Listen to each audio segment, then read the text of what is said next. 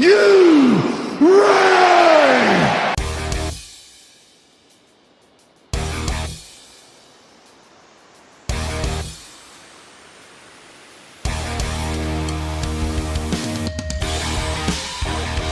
This is the D-Generation Clix podcast with your hosts, who is Ravage?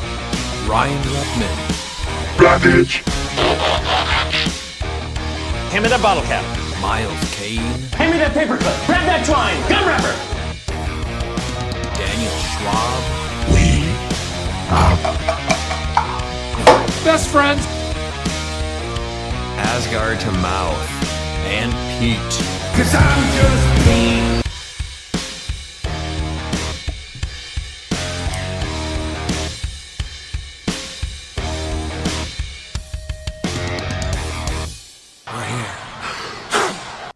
Welcome back to the D-Generation Clix podcast. I'm your host, Ryan, and with me as always are Miles, Dan, and Pete.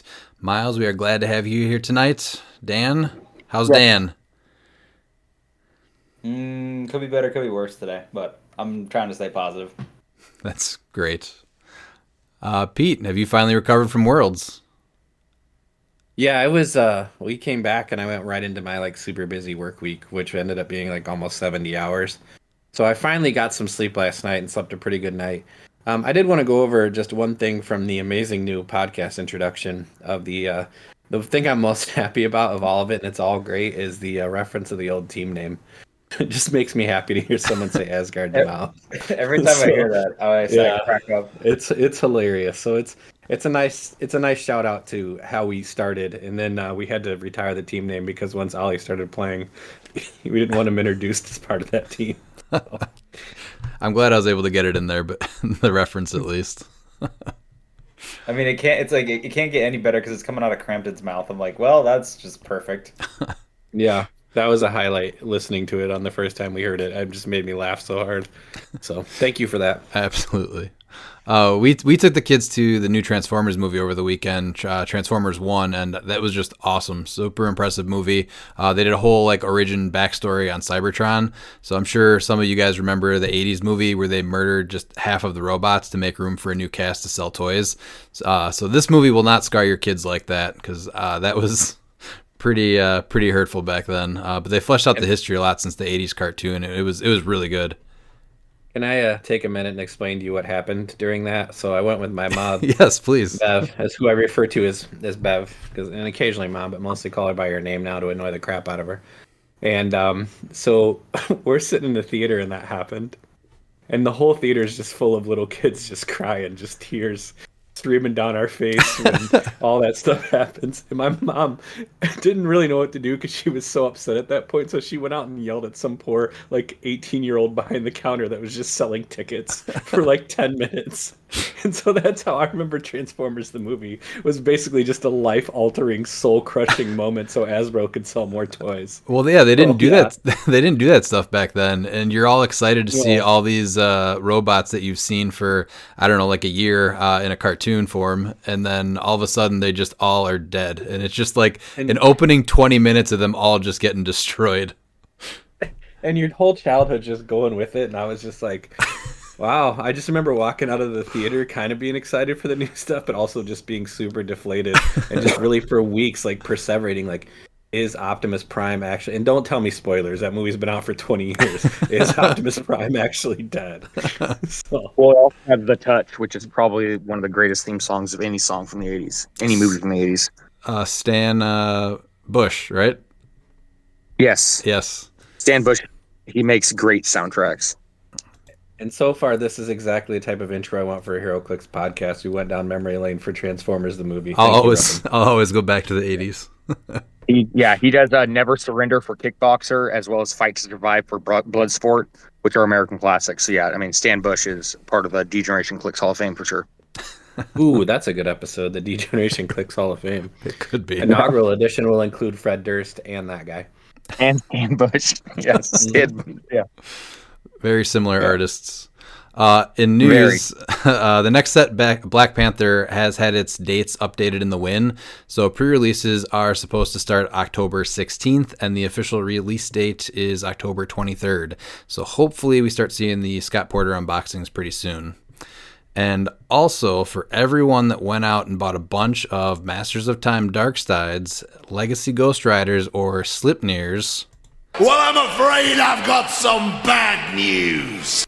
The pilot trait has been updated for all characters with this trait, and now, once the pilot is on the map, if they take any damage, they are now removed from the game. So unfortunately, it does hurt the zombies as pilots a little, Capwolf and Legacy Hulk and Silver, but this is why we can't have nice things, so stop trying to break the game. This update is effective immediately. So good luck selling those, and try getting good at the game instead of trying to break it. And there's some bad news for Ghost Rider 2099, but there is some great news. There's actually for pre-sale. It's coming out at the end of October. Is the first time ever it's collected Ghost Rider 2099 Omnibus. So it's right now it's selling for $70 on eBay, and I recommend you pick this up while it's hot. So there is some good news to the bad news for all you Ghost Rider 2099 fans. I'll be getting it for sure. I'm excited for that, actually. Oh, absolutely. Yeah. You said it's an end of this It's a month? must-read. Yeah, end of October. Yeah. Oh, October. Okay. Yeah, I'll definitely be getting that from my local store. So this episode is going to be a little bit more of a like goodbye to Pieces leaving Modern and hello to Pieces entering Modern, or maybe just viable post-rotation that maybe weren't before. So let's get into that. First set that was the oldest that's leaving us is the Tarot. So what are your guys' opinions on Tarot cards finally leaving the game after 3 worlds? Well, yeah, it's about time. I've lost too many games because of them. Yeah, I for feel free like, game element. I feel like I've lost more than I've won more because of them. Yep. I was so happy, like, knowing this was coming, and I was so happy. I'm happy with the changes to Tarot. I think it's a perfectly fine mechanic if you pay for it. The not paying for it, it just was one of those things that if I played it, it never worked for me. It worked for my opponent. If my opponent played it, it worked for them and never worked for me. And so I gave them up, like, after basically trying them at one major event, because I was like, this lost me more games than it helped me. And so I just said, this is too much extra chaos that I can't control. So I don't want it on my team. So that's my whole feeling on Tarots. I love them for the monthly game. The monthly game, like, Tarots sometimes are the determining factor. And when the way we play it, it's super cool and super helpful. And sometimes they don't show up at all. But I can't remember a time when the death card didn't come up where something bad happened to somebody's piece that turn. So that part of it, I think it's great. I think it's a cool attempt, but I guess my opinion is always is on a game based on action economy and points that you should have to pay the points somewhere for something, or it should be on the board where you can score it. That's my 2 cents. Yeah, I'm happy that for the most part they're going to be out of Modern, and now it's really you have to build your team around it by adding. Right now it's just the Prime Xanadu that has the keyword, right? No, it's the Saturday. In Modern. In Modern? In Modern, yeah, it's only Prime Xanadu. Sorry, Modern, yes. So yeah, and the only ones that are legal are the ones that come with her, so you can't use the old ones. So it's super limited right now, which is great. I'm sure that more will get added, but no one's playing that one piece just to put Tarot back on the board. So I'm pretty happy about that. But yeah, as Pete said, think that I'm playing it specifically for Tarot. So you're specifically playing it for Tarot? Yep. Well, this is the part of the podcast where we warn people to not play Miles builds unless you've talked to Miles directly about them. Yeah. Let him walk you through it. Don't just field them. Because Miles is literally MacGyver, and not everybody's MacGyver. Hey, you know what? Politician made top 32. You know, no one believed.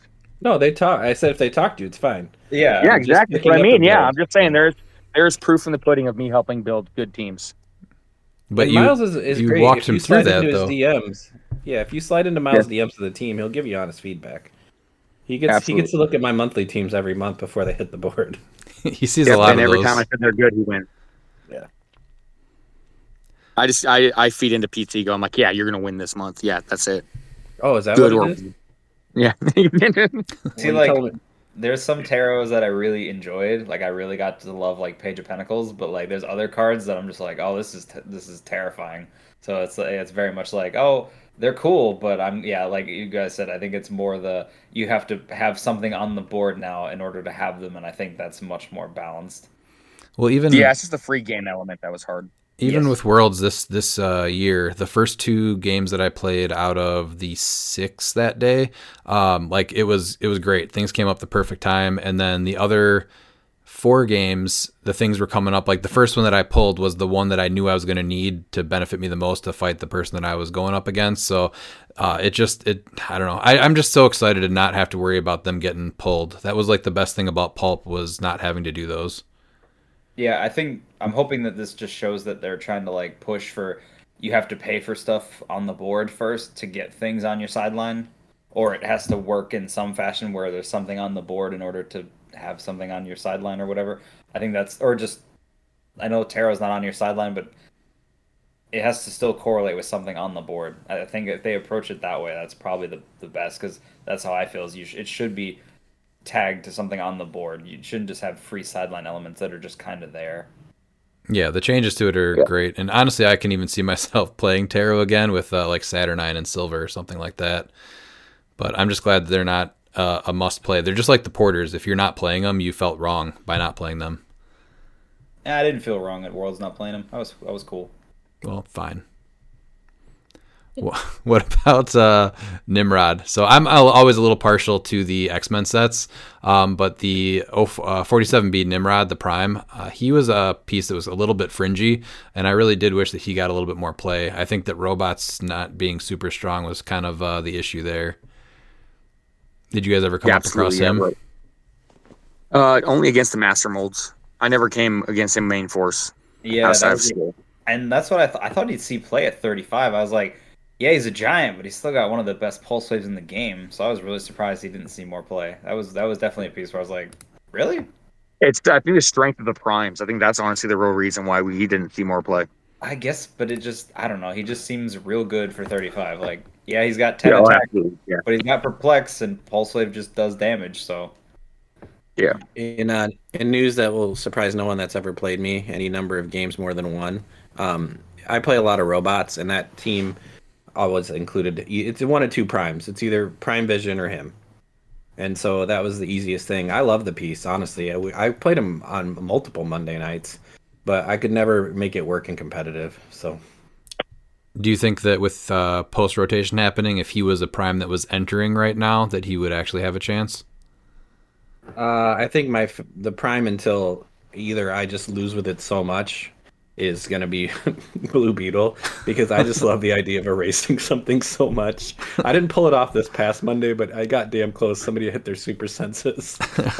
What? And him with Major Logan now is interesting because you get the +1, so it's now a 50-50 shot. So yeah, Blue Beetle just got even more insane. And you don't even feel bad if you roll the 4. You're like, well, that's Pensai, so there you go. Have fun. Yeah. So, yeah. I just pick Precision Strike, and then it's like, well, worst case is I have rolled a 4, and now I'm definitely hitting you for a lot. Mm-hmm. And then the next piece I think that honestly would see a huge uptick right now because of Mern is the Ducky Deadpool that makes everyone a dolphin. No, because it doesn't work. What doesn't? What do you mean? Because the dolphin makes it so it's blocked, and Mern just says, "Yeah, I don't care that it's blocked." No, it's not blocked. It's no dolphin. If you watch the video of me in the shower, it's characters cannot target. You cannot be targeted unless they're within 4 squares. It has nothing to do about block. You can't target. Well, my apologies. But then yes, he would probably see. He'd definitely be a butterfly swap for sure. That's why the Dark Side Dolphin team did so great when Mern first came out and I won those Winamaps, was because I had Mern and they did, but my Mern completely destroyed theirs since they had to be within 4 and I could hit them for 13 away. Now, whenever I have a quiet moment, I watch that video, and sometimes it sounds not even on of Miles in the shower. So I'm just throwing it out there. Yeah, the bigger issue here is that Dan did not watch the Miles shower video. Yeah, I literally broke it down. I did not have the sound on for that. I'm sorry, Miles. I should have actually had the sound on for that one. Well, let's circle back to that then. He's not just eye candy, Daniel. He's got ideas. Okay. Yeah. Idea candy. Yeah. Here's another stupid piece. How about Monarch? I'm gonna be PG and be like, you know what? All right, thanks for taking the wind out of my sails. I was all excited for that, and you're just like, nope, can't even let you have that. Dan loves Monarch because he collects terrain and then he gets KO'd and he's got a whole library of 100 pieces of terrain that just did nothing. I did plenty of terrain. Did you ever shenanigans play last him month, with thank you. motorcycle? That's where you missed. Should play him with motorcycle, give him a running shot. Running shot bolt. I just liked him for the support because it was nice. What I was planning to do is have him buff my melee characters because Empower from anywhere on the map feels pretty good. So That piece will always have a special place in my heart because it started the bounty for hero clicks that you hate during the monthly game. Cash bounty. Yeah. $5 American dollars. I was like, Whoever what do you eliminates mean? that piece. What do you mean $5 to kill this thing? What is this? I said, Somebody collected. oh yeah, I sent it Apple Cash to Christine right after the game was over. She collected. Oh, so that's why you're the clicks daddy. Yep. The click One of the daddy. many reasons. One of the many reasons. Another one, I actually thought this would be a piece that we might see. It's a little bit fringe, but Abigail Brand, I thought she was actually a really cool piece that had some potential. I think she might actually pop up in silver here, just with the sword keyword. She was just a neat piece. Only 40 points with the Pensai and making people sword. Her with Prime Vision, who, again, crazy good piece in silver. I think that's exactly why she didn't see more play, because she was seeing play for those that month. Yeah. I think That she was legal with Vision. Yeah. I remember that. Yeah, because how is she worded? Does she give X-Men sword keyword or sword X-Men keyword? No, she gives X-Men sword. Yeah. Okay. And then friendly how it is. characters within range that can use the X-Men team ability can use the Shield team ability. So So you gain Prime Vision, you gain Peeper, you gain Manifold, all on a sword. Like, because those guys are sword, so you can just build out the rest of the team with good X-Men pieces. And she's and leadership, for 40 points. So this was a piece that I thought that definitely could have gotten built out with a little bit more. But now that she's entering silver, I definitely think you can keep an eye on her. Well, since I'm known as Hate Vision Prime is a sleeper and that hasn't been unlocked yet. Well- I think can shine. And she has the best keyword, which is politician. So Yeah. top 32 at Worlds. Yep. Only loss was against the champ, so that's a win. And then what about Hope Summers? That was a really good piece. That's kind of sad that she's leaving because she kind of fell off towards the final half of her run here. I feel like she bounced in and out, honestly, 'cause she's just a good piece for 40 points. She just had a weird point value, right? Like, she was a little too expensive for some people, I feel like, but she just offers so much. Well, I think her but I think that's when you have the porters. I think the porters really replaced her for a lot of teams. Well, that was a great set. Like, there was a ton of pieces. Like Hope Summers always gets a look. Cosmic, every time we start building for it, Hope Summers is on my scratch page. Like 40 points leadership, and she's gonna be picking powers, and you can survive with her because she's got Mastermind too. So she's phenomenal. Yeah. Another one to keep an eye on. You played her last year, I think, with Prime Superman, didn't you? Oh yeah, that was my team. Yeah, that was. And then. And I honestly actually really liked Arcade. Yep, that's exactly the next one I was going to bring up. That was a piece. I actually played him finally, maybe like 2 or 3 months ago, and he was a ton of fun. He plays better than he looks. Yeah, it's insane. I played him in Sealed, and he just blew my mind. I'm like, I did not expect him to be that good. Yeah, him. I think if robots were just a little stronger, he would have had a better chance. But he was good. Yeah, he was a lot of fun. I mean, they'll be good in silver. So. And he has Assassin. So there's 40 points of your Assassin silver team. For nothing. Actually, I like that. Yeah. Yep. And he's your leader too, so you don't have any. I don't think you have that many assassin leaders, so it's not bad. His robots, not for nothing, are autonomous. So yeah. And then, are you guys going to miss Mad Jim Jaspers at all? Yes, I love him. I am. I think he's great. I don't really. I never thought he was like that big of a deal. Like, he was an easy 40 points to kill, or 35. Like, I don't know. He didn't really. He was the engine to the Star Mjolnir. So, yeah. he's an easily exploitable piece in silver. He gets to be a nightmare there. Oh, absolutely, yeah, yeah. But he's phenomenal. He's a great prime.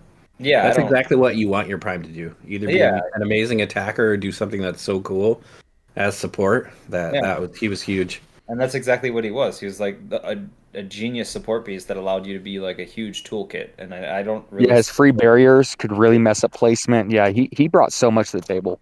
Yeah, I don't really see that as like. I never saw him as like broken. Like, I mean. No, not at all. No. He's killable. Yeah. Yeah, if he was, Yeah. he would have saw much more play. I think I played him for maybe like a year and a half. But again, the prime's quality, just there was too much going on there. So I think he just started to die off. The Latveria swap, if it wasn't Prime Gladdy, it was him. So, I mean, that just was easy because you could just bring in equipment and stuff on pieces that you wanted. So, yeah, great piece. I love that we keep circling back to politician here. It's kind of funny.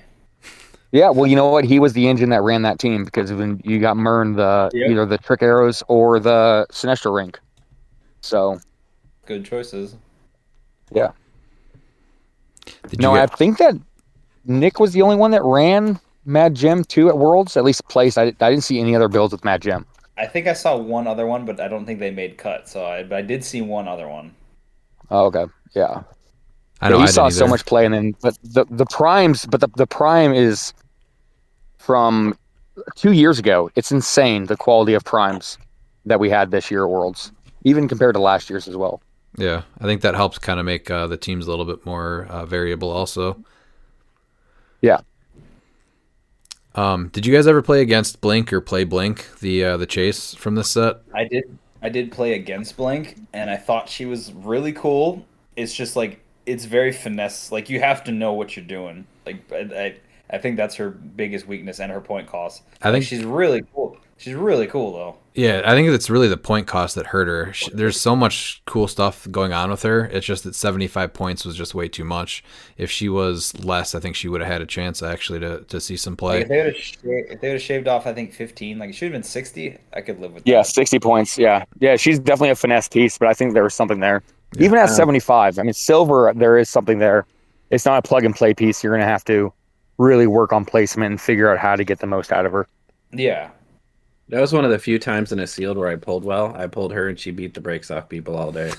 So she's always one of those pieces that has a special place in my heart. So I think I've talked about it a little bit, but one of my favorite, comic.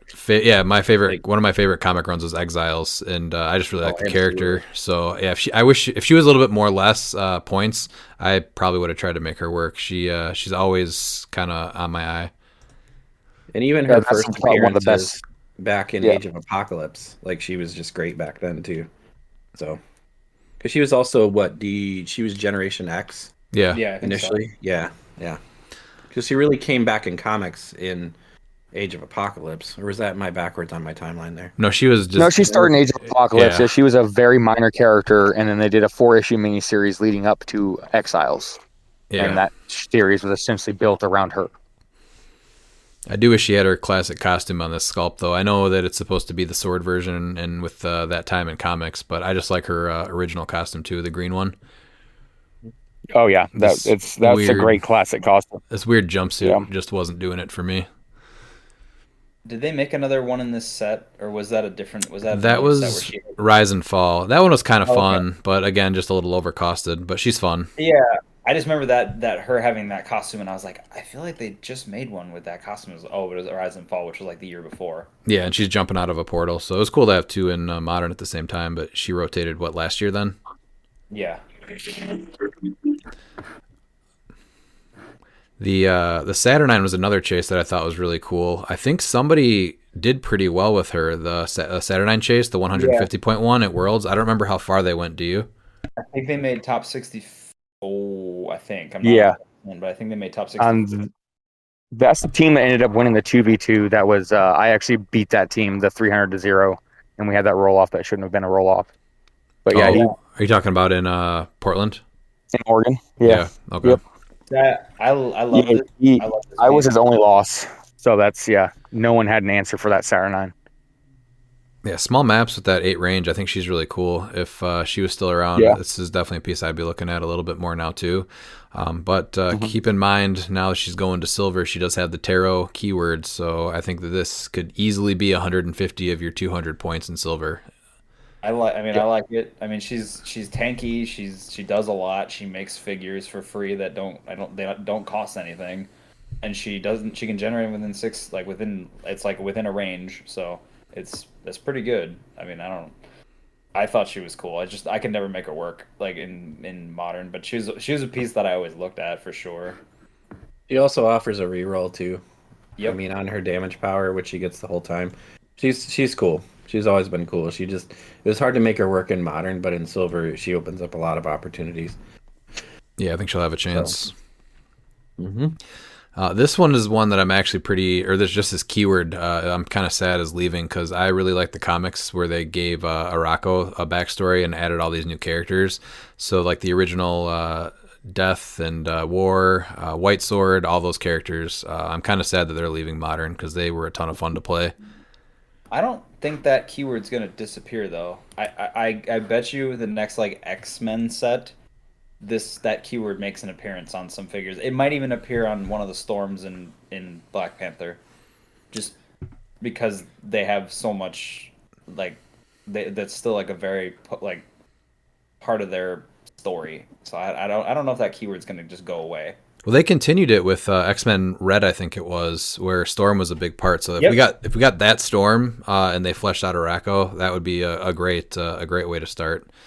But yeah, I will definitely miss Annihilation. I feel like she finally ticked up in play with like I know it was part of like the Apocalypse team and all the generating stuff, but like she was always a piece that I wanted to be good because she had like a really unique effect. She made great bystanders. It was just that like her dial itself, like we're talking like what power she had on dial, weren't great, and I think that was the biggest drawback for me. And her point cost, she was expensive. Are you talking about the 70-point Annihilation, the chase? Yes, Yeah. I love her to death. I won her at Gen Con in like what was that 2 years ago now, and yeah, I love this piece, but she's just a tough piece to play. There's only one prize figure that I really wish that I would have played. That's that Sheriff Gia Whitechapel. Oh yeah, the slot. No, I wasn't yet, but she's on my list. Oh, my bad. Skipping ahead, Miles. I just haven't worked out. Whatever. The only other things that I did want to touch base on, unless you guys had any other figures in there, was the Legacy Iceman. Obviously, I'll miss Legacy Apocalypse. He was a ton of fun too. So he's going to be, if he stays legal for silver, that's just an easy team to build around right there, that Legacy Apocalypse. But one that I'm sad that did not get as much play is that Legacy Iceman. He's a little squishy, but he was very cool. That sculpt is awesome. Well, especially with the Hell Cycle to give him those free move with the Hypersonic. Yeah. You could have made 3 attacks. It makes him 75 points. So again, the point cost is a little high on him, I think. Yeah. But he was really cool, and that sculpt, finally bringing that to a legacy card, was really cool. Yeah, there's another legacy that's actually right under him that I know that you hate, but I think in silver, especially if Prime Colossus is going to get to play that I think he's going to play, is that Magneto. Yeah, I mean, I played against that Magneto. He was one of my call-in swaps just as a joke for one of my teams. And he's so ugly. So for 6. Yeah, but when he hits Colossus, it's like when he hits 12 for 6. Like, man, it's just deflating for my opponent, and I loved it. I can't do it.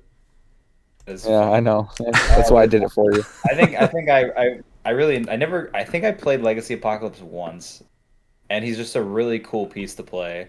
And he just feels like Apocalypse when you play him, and I think that's the coolest part about it. And yeah, he'll be neat in silver. He's definitely a piece that I always was. He was never an easy answer because he was just like, even at 100, you're just like, all right, I gotta kill everything else before I even try to tackle this guy, because otherwise he's just gonna mastermind it off 8 squares. Yeah, and he has shape change too. Yeah, Yeah, I think you hit it on the head, though. It just felt a lot like an Apocalypse. He was designed pretty well. I actually I ripped the old LEs. They were the old Horseman LEs, War, Death, and Pestilence, off the bases, and I used them as my my tokens for them, which I thought was a lot more fun. Did you guys have any other? No, that makes it. I like the 3D. Yeah, those are actually some Those pieces bystanders, that yeah. I wish they would get remade as those original ones. Yeah. Pieces that I really liked that Out I of didn't think really X of had their Swords. chance. Yeah, Darwin, the 40-point Darwin, where if you got attacked, you could chase if they had a certain color on their dial, you could take those powers. I thought he was a really interesting piece. Cora of the Burning Heart, that got a lot of play locally. I know Redmond and I both that hit the board a few times because she just fit on certain teams really well, and she was a really good attacker. And on a sword team, she gives you +1 to her attack and defense. Was a great one. The 41 Magneto, that made some teams too. I think just for leadership, maybe. No leadership. No, But he was fun and he fit on like one or two teams that I played occasionally. I was gonna Yeah. say that feels like a piece for definitely if you're playing against me, you're like, well, we'll play it because he'll reduce single d6 rolls by -1. That's so right. That's what it was. Yeah. I was like, But like, look at that. That's actually a perfect piece to have on a team with what was played at Worlds. Going -1 to impervious, shape change, and super senses within 6, and he sees through characters. yeah, The Return from Hell Wolverine, 55 points, 60 with the Sword Bearer was great too on X-Men teams. And has seen monthly play a couple of times, martial artists and stuff like that. Prime Iska, I could never make her work, but I always thought she was fun. She looks she looks so good, and she just got smashed every time I played her. that's funny. Leech, No, Legacy Leech, like that. He got me top 4 in states, and we should have went further, but yeah, he got me a top 4 at states with my Alright. no roll team. if So we're that's talking, my special shout out. if we're just talking anything, I really love Danny Moonstar. She was like my favorite common. Like I was like, okay, cool. I love this piece.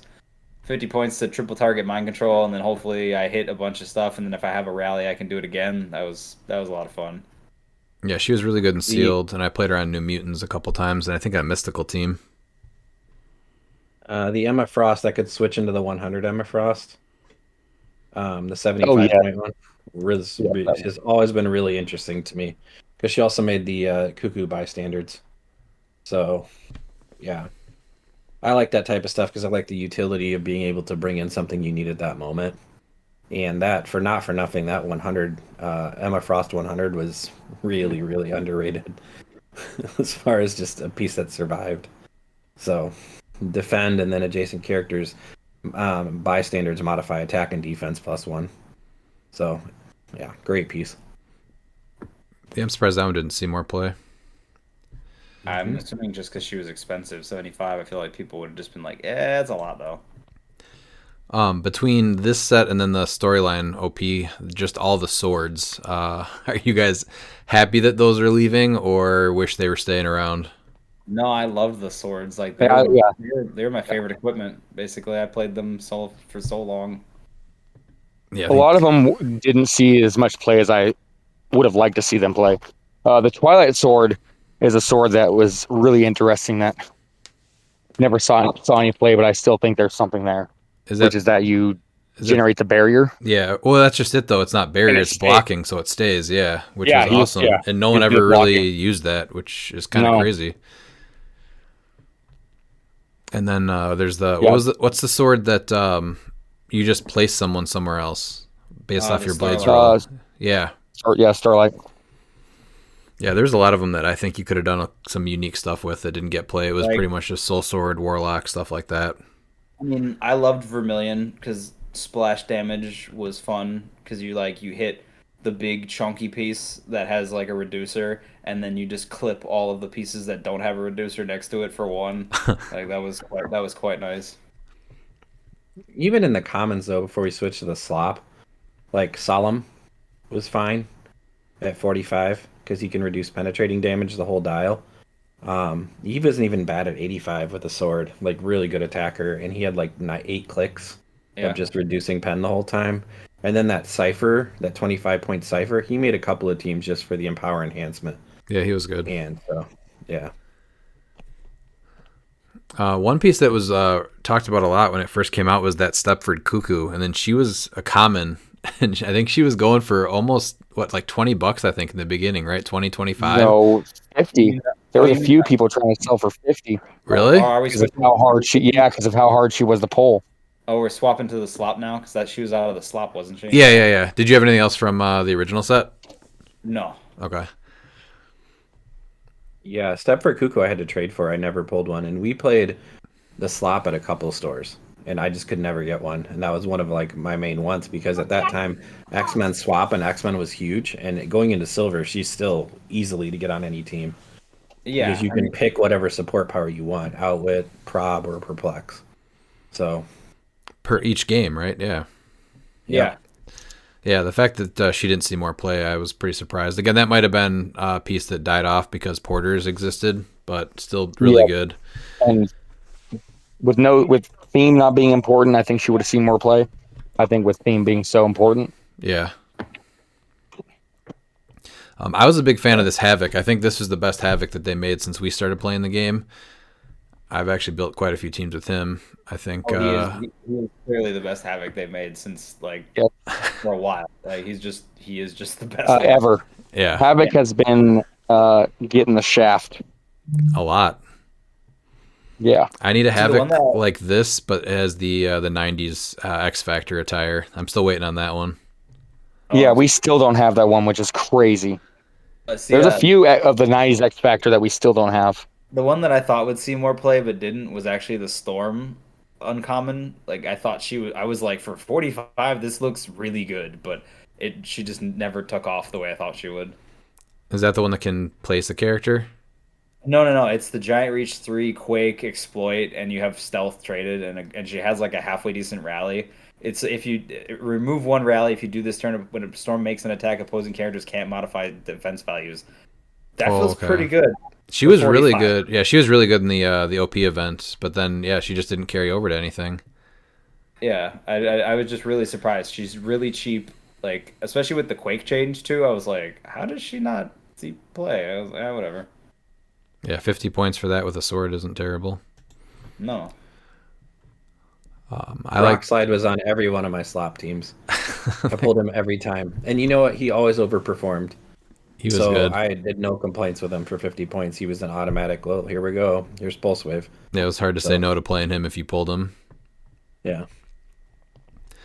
The uncommon Pog Your Pog I thought was kind of neat. The one that generated the giant Pog. Oh yeah. The Dan and I built an animal team that was really fun with them. It just was I think shy of competing because I think Porters came out just after that, right? Yeah, Porter's changed a lot because even things like that Cypher from the 016 Cypher, he would have made some teams too at 25 points just for the perplex. Well, and then you basically give friendly X-Men's like team player. So sure, sounds good. Yeah, I really loved Pog Your Pog. I played him at Champion CliX, and the summoning the armored was really fun. So I have a soft spot for this piece. He's just cool. Yeah, I think he was really close to being something good, and just there was too many other things that were out at the time. One piece that I'm not going to miss. I know he was banned in Pulp. That Mr. Sinister, that piece, he was a little bit of an issue for I think 6 months or something. Last Worlds for sure. That's just you just can't hit for a couple attacks basically, and you're almost gonna guarantee the crit miss once. You just have to eat a crit miss during the turn. Yeah, Jason from Roseburg, that's his favorite piece, and I can't stand that piece, and that's why he's sending me silver builds. I'm like, I'm just letting you know this right now since I had to play against this so much, especially from people in Oregon. Any silver I play in Oregon is going to the Dr. Drip Doom because I don't want you to replace my dies. That's how much I hate that piece. I will purposely play Doom all the time. Well, you should just for the outfit. I mean, Sinister just should have been unique. Honestly, that fixed most of the problem. But he's a great piece. I love him. He's very good. I guess that Moira rotated too, and that kind of fed him. So that was a big deal. It was just that they were around at the same time for that little bit where you could just load him up, and it was like, okay, cool, gonna have to eat a crit miss eventually here. Yep. Now this is one that was really cool. I was excited they made this piece, and then they errated her into the ground, similar to Blackheart, and made her unplayable. And that is the 035 Magic. So if there's one thing that I wish they would unerrata when she moves to silver, it's this. Make her how she was originally when she came out and make her playable again, because she is a very cool piece. And unlike Blackheart, she never had a chance to really show what she could do. And it was a power action because every time she moved. So it wasn't free placing. Right. Yeah. And she's a super rare compared to a rare. I remember people were doing online events with her thinking that she was going to be broken. And after playing with her, a lot of people they didn't want to play her because it was way more complicated than it seemed like it was going to be. And they said, too, she's not broken. So she didn't get a chance. She got ended before she did. Yeah, I went up against a team before she got the errata online. And yeah, I mean, it was good. It wasn't broken at all. I think she's a good cautionary tale for the cliX economy when somebody posts something that's clearly breaking game state, and then people start selling and trading it, and like it was going for like $90 or $100, and then the next day it was like, well, never mind. She's bad now. I really like this armor. She came out before the change to equipment, though. So her with like the Carter shield when she gets knocked to the those lower clicks, I thought that would be kind of cool. But she just kind of came again out of a weird time, and 75 points is just way too much, I think. But she does a lot of really cool even stuff. With that rally. Yeah, even with that rally. If that rally wasn't just if it was like within 4, I think she would have seen more play. It's being adjacent. I think that really hurt. What about point value? She's a lot. Yeah, but even in pulp, if it was within 4, I think she sees play in pulp. Well, unfortunately, she's a super rare, but yeah. Oh, I thought she was a rare. No. No, she's absolutely is overcosted for a super rare. Yeah. You think like 60 points or 50 points? I mean, 50 is the sweet spot, but I think that's the easy answer. I say 60. Yeah. I like to see more figures not being 50 points. See, I love the next one, which is the Apocalypse.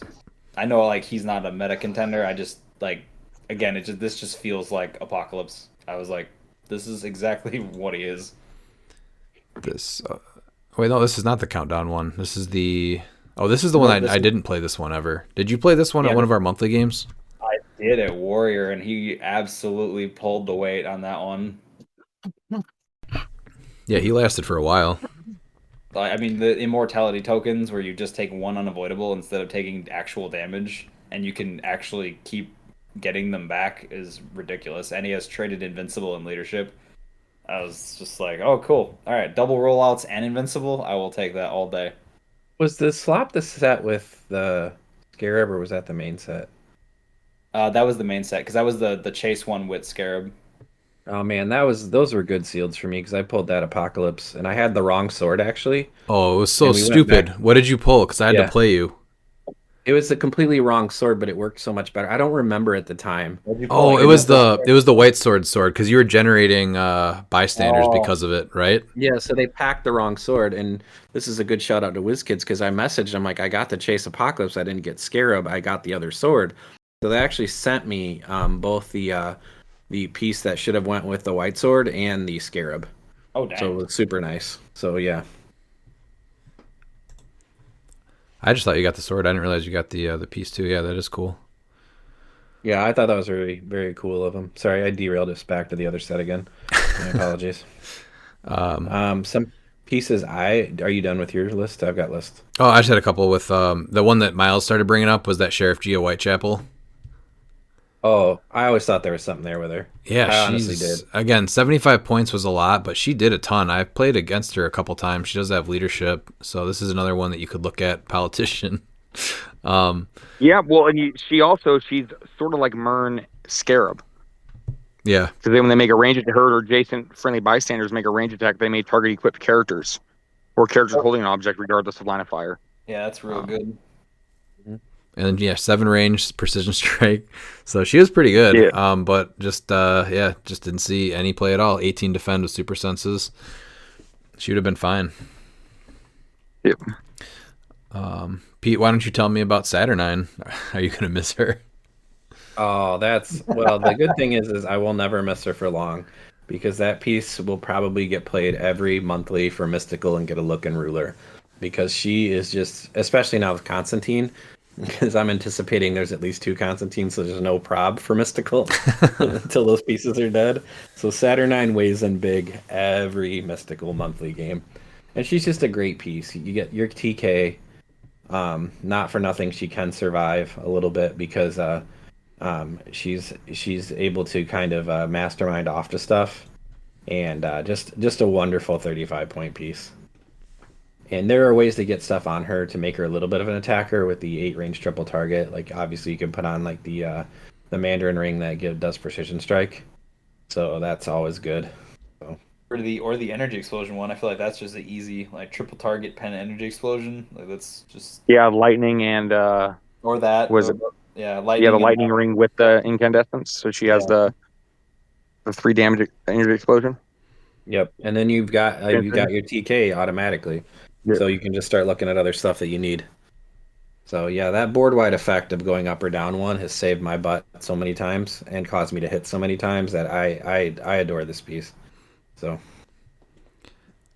she was on my competitive team when she first came out, and then she finally dropped off a little bit, but I got to play her again in some of the 400-point games that we played recently, like at Rock Cup, and just playing her again felt really cool. So she's definitely, if I do stay mystical for silver, I think she's an auto ad for me at least.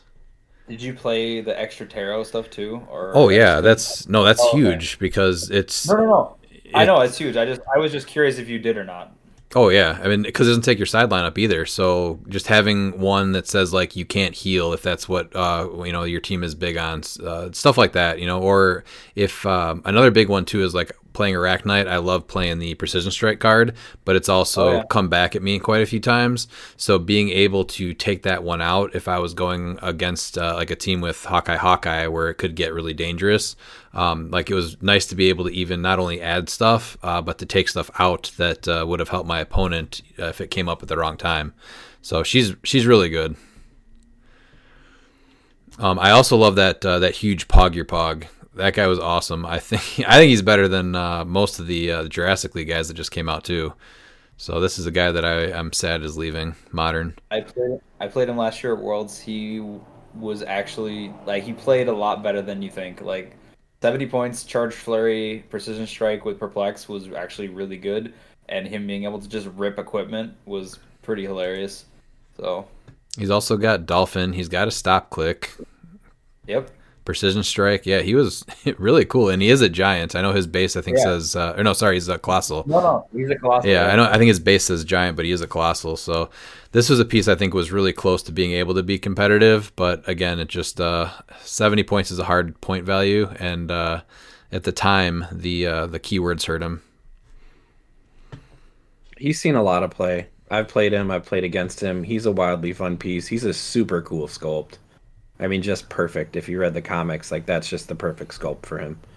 Oh so. Yeah, I had to go. I went and found I have the cover art saved where they have like the entire like Araco lineup, and he's perfect on it. It's like they ripped it right out. It's so great.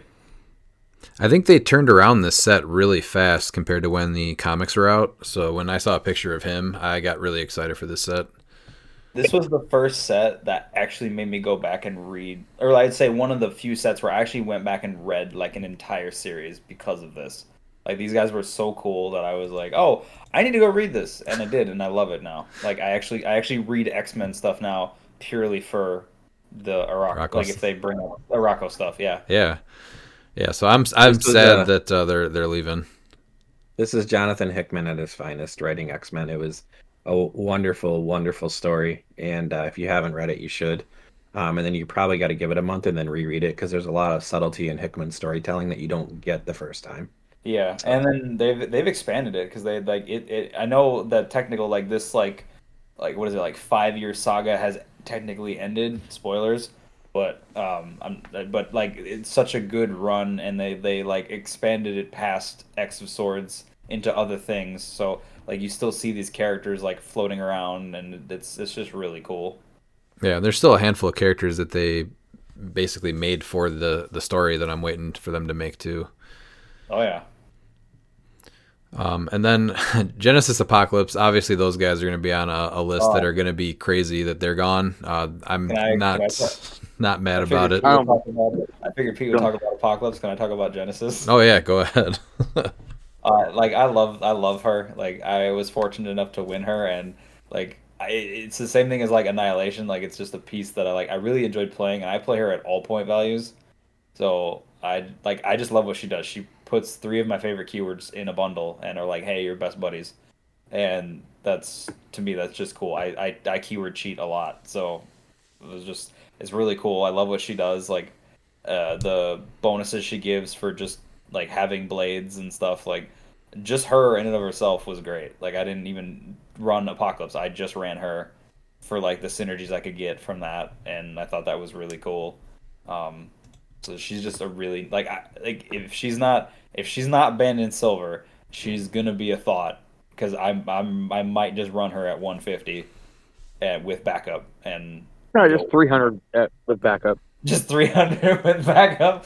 It's good. So yeah, she's a piece that I really love. Like it's just it's really cool and she's just like really consistent. She's always done well for me. When this set was spoiled, we were texting, and I said I obviously want both grand prize pieces, but honestly, I wanted Genesis more than Apocalypse. I did end up getting them both eventually, but yeah, she's incredible. They were both really good. I'm glad that they're leaving because I think that they stuck around a little too long, and between that and like just the soul swords and all that stuff, they got really old and stale. Yeah, I totally get that. It's just like I just love the like I love what she does. Like the niche things that like she was popular for, not so much, but yeah, I totally get like the fatigue. You're just like, all right, this is tiring. Their swarm versions in modern got to be a little old, but luckily, I think at that time we were playing. Saki was on my basically every modern team for me at that point, so he was always a good answer to them. But yeah, I mean, Apocalypse, boy, what to say? I played him at every point value. He's a great piece. He's one of my favorite pieces of all time. Even at 295 with the sword, like it just. That is Apocalypse with the Annihilation Mask. Like, that is just a destructive force on the board. So he's made our monthly games at full 300. I got caught in kind of a not cool, but a cool thing because somebody got me with Asuka and something else and took away all my defensive powers. So I just watched him get chewed through a full 11 click piece like it was nothing. But full Asuka lock. He was wildly fun. And that was in the monthly game. Rebin always brings some thing, and that was the month with portals. And so basically Apocalypse was teleporting between 3 maps whenever he wanted and just murdering something and walking away the next turn. He was great. He was great. He just wasn't ready for Asuka. No one's ready for Asuka. That is accurate because I was not either with what was that Unimind. I was like, oh, this is bad. I'm glad that they're leaving modern though. But if they do get unbenched in silver, then I think they're going to be a force that you'll have to look out for. Absolutely. Did you guys have anything else in the organized play that you wanted to go over? I have a couple. That Wolverine 24 at 145 points. And the Sword Bearer. And honestly, I was watching Redman play. He pulled him, and my game was over, and so I was sitting there watching him, and he picked up somebody's Warlock sword off the board, and it was like a moment of just complete like realization of what that piece could be with that Warlock sword. So I've played him a ton. He feels like Wolverine. See, that's a piece that I should play, and I haven't actually played him yet. I'm just like, yeah, I should play this piece, and I'm like, but I haven't made it work on a team, and that's the problem. But he does have Assassin, which is kind of cool, so that in silver could be kind of neat. Yeah, he's had good showings, and now that he can go towards your silver points, I could see that. Another piece that did see some play and should see more play is Manifold. If you were going to talk about it, I was. I think he actually just picked up it where I don't know if you saw, but he was on quite a few Worlds teams. So he was another weird piece where it was like him and Rockslide every slop event we went to. It got to the point where I was like trying to give Manifolds away because I had so many of them. But he's always like, every time he fell out the booster or the 2 boosters, I was like, well, there's 30 points right there. Because he's just great. He's just a great 30 points. So even at 75, he's still amazing. Like 30 is just like you're hyper efficient, right? But even at 75, like Now he's an a attacker. 12-11. Yeah, he's a 12-11, 18-3. You now have prob, and yeah, he can go further. It's like that seems great to me.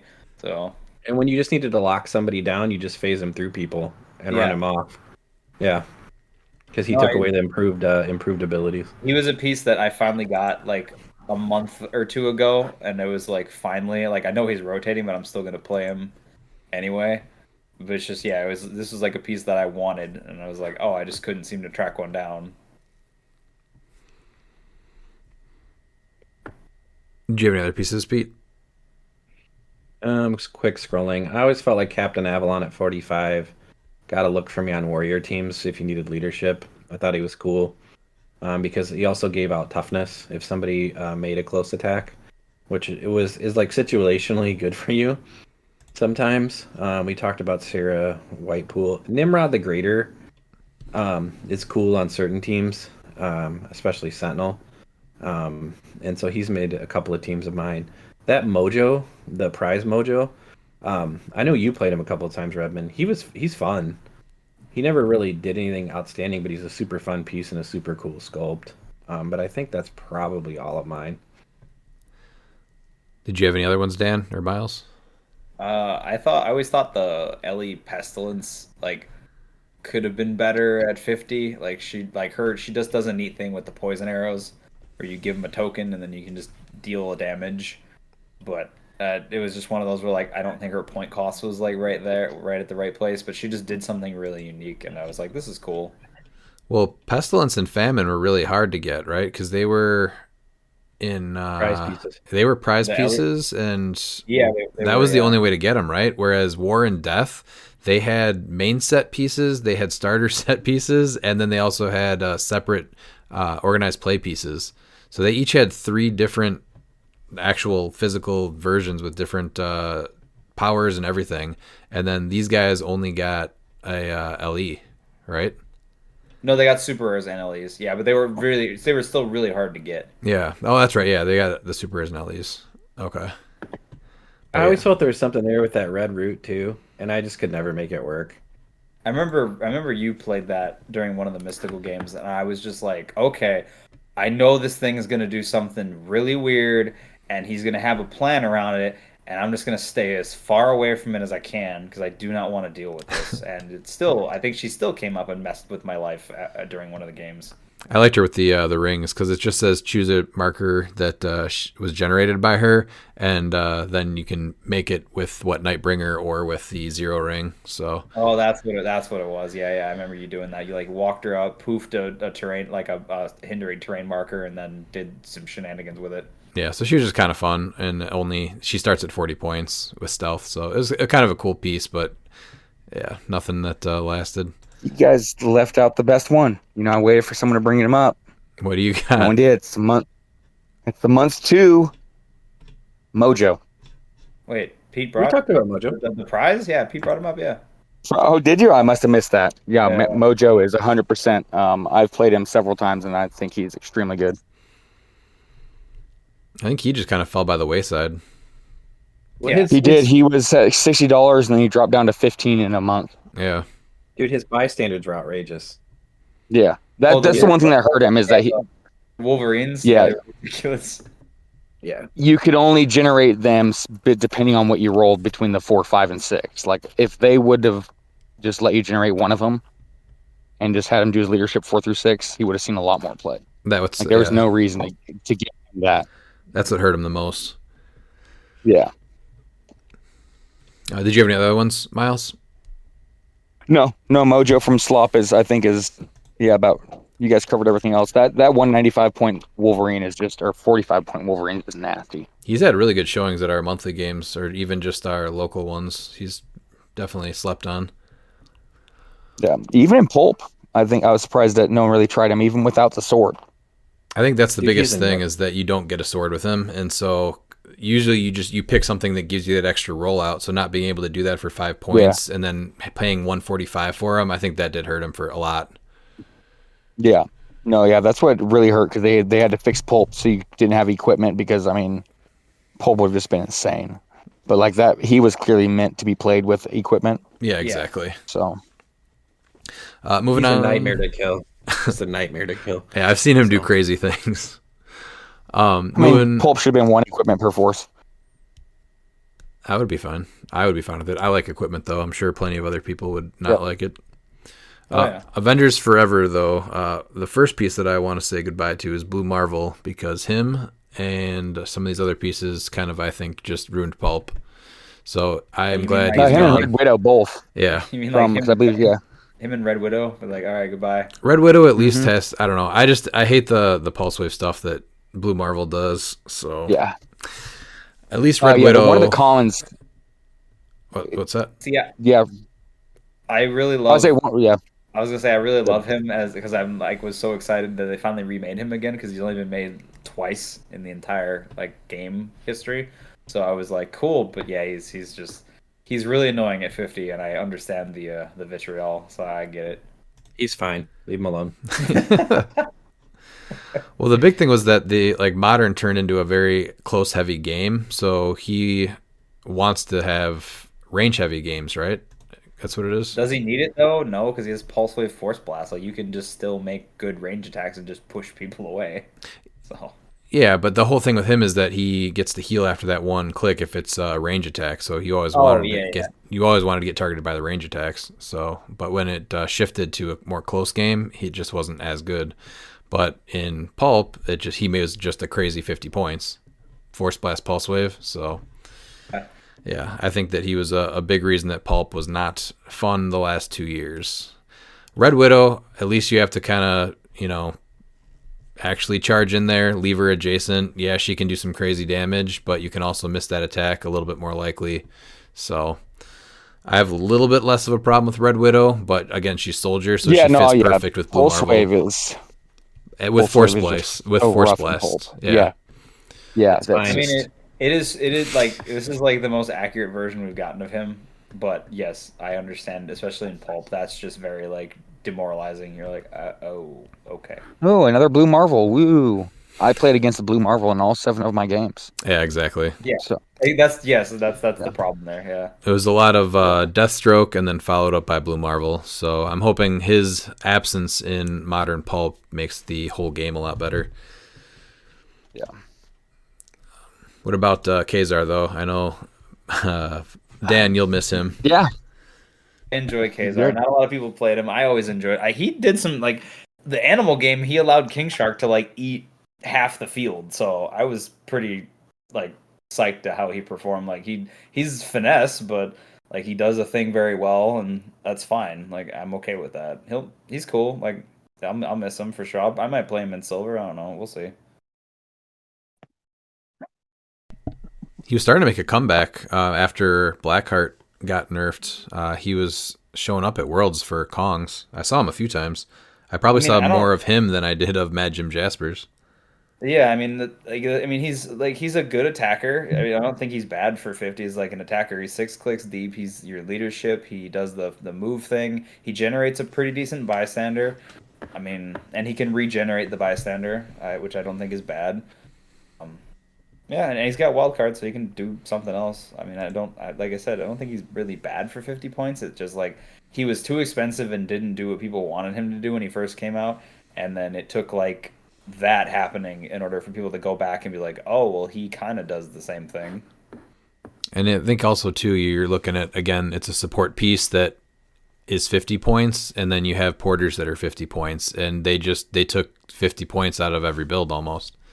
Oh yeah, no, I get that. The comparison's rough. It's just you're like, well, do I really want to trade the 50 points for porters for this guy? And most people are gonna go no.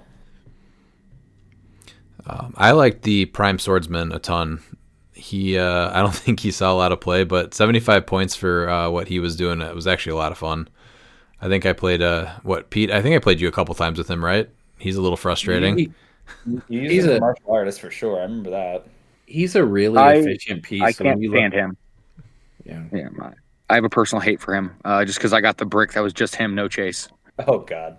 Well, that's rough. That was my one brick that I bought. Yeah, so I purposely refused to build with him because of that. He's so efficient. Like you look at him and you read his card and you're like, oh, that's good, that's good, that's good. And then you have to face him and you're like, God, this guy's a nightmare. I just want to kill him. and you can't hit him most of the time. So he's a good piece. He always is a good piece. The funny thing is, I thought about playing him for Cosmic with the surfboard. So I was just like, this seems pretty good. Like 85 points for hypersonic and can choose an attack power. That seems all right. I think he was a little overcosted for a prime, maybe. When you look at 75 points, but when he came out, it was probably a little more reasonable, even though it wasn't that long ago. But yeah, he was a lot of fun. Yeah. Sentry, the Prime Sentry. This is a piece that I really wanted to work. Just being able to I'm in the toss same someone boat. across the map. Yeah, just yeet the figure. Like it's like, oh, I've rolled the 10. Goodbye. I'm gonna place you wherever I want. Like that's. And it sucks because like it worked now. I was actually expecting to see at least somebody try that combo at Worlds because with the X-Men Gala, because you can give him X-Men with a fucking Genesis, and so that way you can make sure he gets a 10. I think it's because he started with a worse reducer for like competitive play. Like the 19 impervious looks impressive, but it's not because like it's easy to hit the 19, and then most of the time you're just shredding right through it. So it's just like. Yeah, and then he also starts with hypersonic speed instead of his charge flurry. I mean, I'm fine with hypersonic just because like it's hypersonic Psyblast with exploit, so you have choices. Yeah. You're like, I'm either gonna punch you really hard or I'm gonna shoot you because he shot through and moved through blocking, which is great because you like I want that for modern. Like I want pieces that destroy blocking. That's great because if you're trying to hide behind barrier, well, I'm just gonna crush some of it. So Yeah. Honestly, a yeah, 100-point Prime just needed to reduce penetrating damage at the top there. If he did that, he had a better chance. yeah, they could have dropped the invincible for invul and just said you reduce pen and that would have been fine. Yeah. I played him a ton. He was kind of my replacement Gladdy Daddy initially, so that was like my morning period. I always used him more of a range attacker because of that.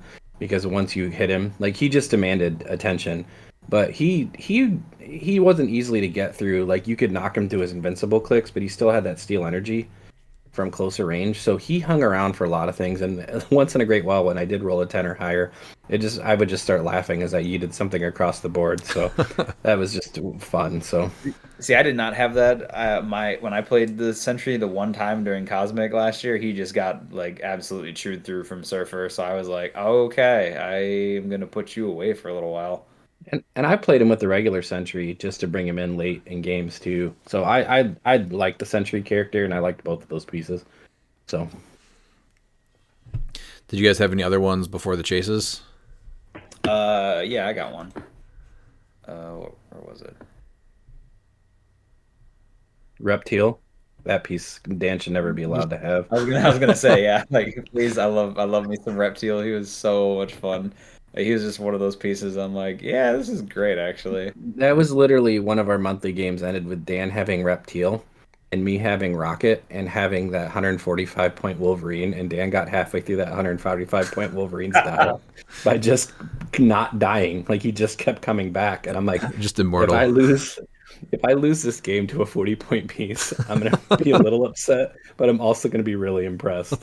I mean, yeah, because you KO'd him 8 times. Like I rolled that thing and brought him back 8 times before you finally killed him. I almost killed Rocket because I crit hit and pushed him into a wall, but it wasn't quite enough because Rocket's like, I got one more click left in me.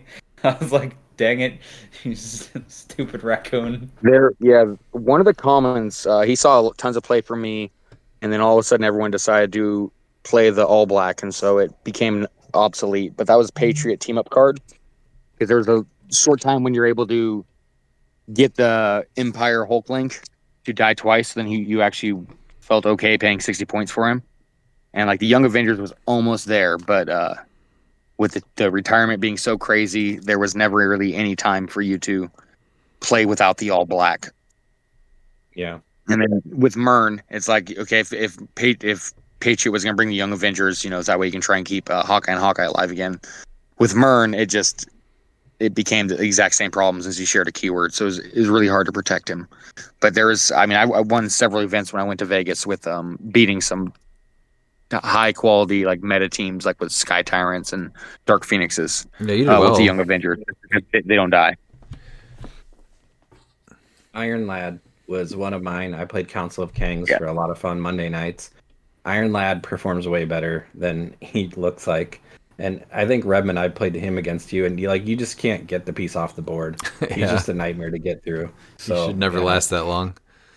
No, I think a piece that I tried to make work at one point, but just I didn't have enough time was the rare Miss Marvel because her rally die is so good, and she's just 35 points of like you actually have to commit to kill this piece for 35 points, and she's not bad. Like she's not the super rare from AV60, but I still thought that this piece was great for 35. Like she was always something I looked at when I built Avengers. I was like, this is exactly what I want. Yeah, I think she was just another victim of porters coming along, making you play theme, and so you're really just looking at Avengers or celebrities. Yeah, I like it because it would have screwed with a lot of porter rerolls. Here's a 2 actually. 41 Ant-Mans made a lot of Avengers teams for me when I have points left. That piece has done some work. The Yeah. B side, oh, he did some serious damage during a couple of those monthly games. I'm just like, anytime I see that piece now, I'm like, is Christine playing that? Because I'm real scared otherwise. Even at 75 points, he was a prime that I was surprised I didn't see really any competitive play. Especially with like how good his pulse wave is, I was Yeah. really like, wait, no one's gonna play this? Because you can just drop off an ant. Yeah, 042 Oh, man. Claw. Redmond played him a bunch. I got tired of seeing that piece. 'Cause the 4 through 6 super senses was a nightmare. 044 Red Skull, because he could make the pieces, was sneaky good for Yeah. leadership. Absolutely. On the right team. Scientist, Soldier, he gets a look on the monthly games for me, just for the generation aspect to get Pulse Wave on the board from the Hydra agents. one piece that I wish was a little better is the Dormammu, the super rare. It's just like he was just so top heavy and like his back dial just wasn't very good. But he just did I some. think it's the Rise and Fall Blackheart. It's pretty much like it Yeah. feels like that, but they got rid of the Mastermind because they thought that Mastermind was too powerful. Yeah, Like that's what he needed for 125 points. He needed Mastermind. yeah, but like he also has phasing and mind control on his speed power, and it's just like I kind of Well, get that's why if it. you had Mastermind, you'd be able to heal him up. He's able to heal when Yeah, when you get your leadership. So yeah, there's ways around that. But him not having Mastermind, I think, is what really hurt him. yeah, it's true. It's just that was kind of my thing. Was I really liked this piece. I loved what he did. I mean, I like the character in general, but it was just I wanted him to be better, and he unfortunately was not. 50 Miss America. I was happy when I pulled her. I thought hypersonic speed with 2 passengers. I paired her with that vision that sped out visions. Yeah. So I would Young make 2 Avengers, visions baby. and just carry them with to get the empower on a Five And damage. that was that was a little dirty. She's a super fun piece that I like a lot. That Ghost Rider, the one right above her at 51, I watched that piece destroy me in a couple sealed events just by itself. Just because I couldn't do anything with it. It was just quick giant reach 3. My whole team's hitting walls and stuff is happening. Just nightmare stuff. Yeah, I do like that piece. That's another good version of Robbie. It's like, oh, this is nice. I think I still have that piece. I definitely would play it still. Pete, didn't you play me in sealed and you basically lined up your entire team up against a wall? And I think I hit like 6 pieces with the Quake Giant Reach 3. I think that was one of the times where I didn't have anything but close attackers. Uh-huh. And yeah, that's what you did. It It was you. was I like couldn't a- remember if you or Christine. No, It just was it was a murderer's row, and I was like, well, that game's over, so we can just talk about something else now. I don't know why I forgot about that, but I remember you setting up and you pretty much just lined them up all against the wall, and then I just came in and quaked your entire team. I was like, what are you doing? Yeah. It was just murderer's row. I had to get to you. I couldn't get to you. So that was the problem. I was just hoping you missed, and you did not miss. You just hit everything so hard. The Immortus I loved. I played that on the Council of Kangs. Kang the Conqueror, that 100-point one. Oh, that was a great Kang.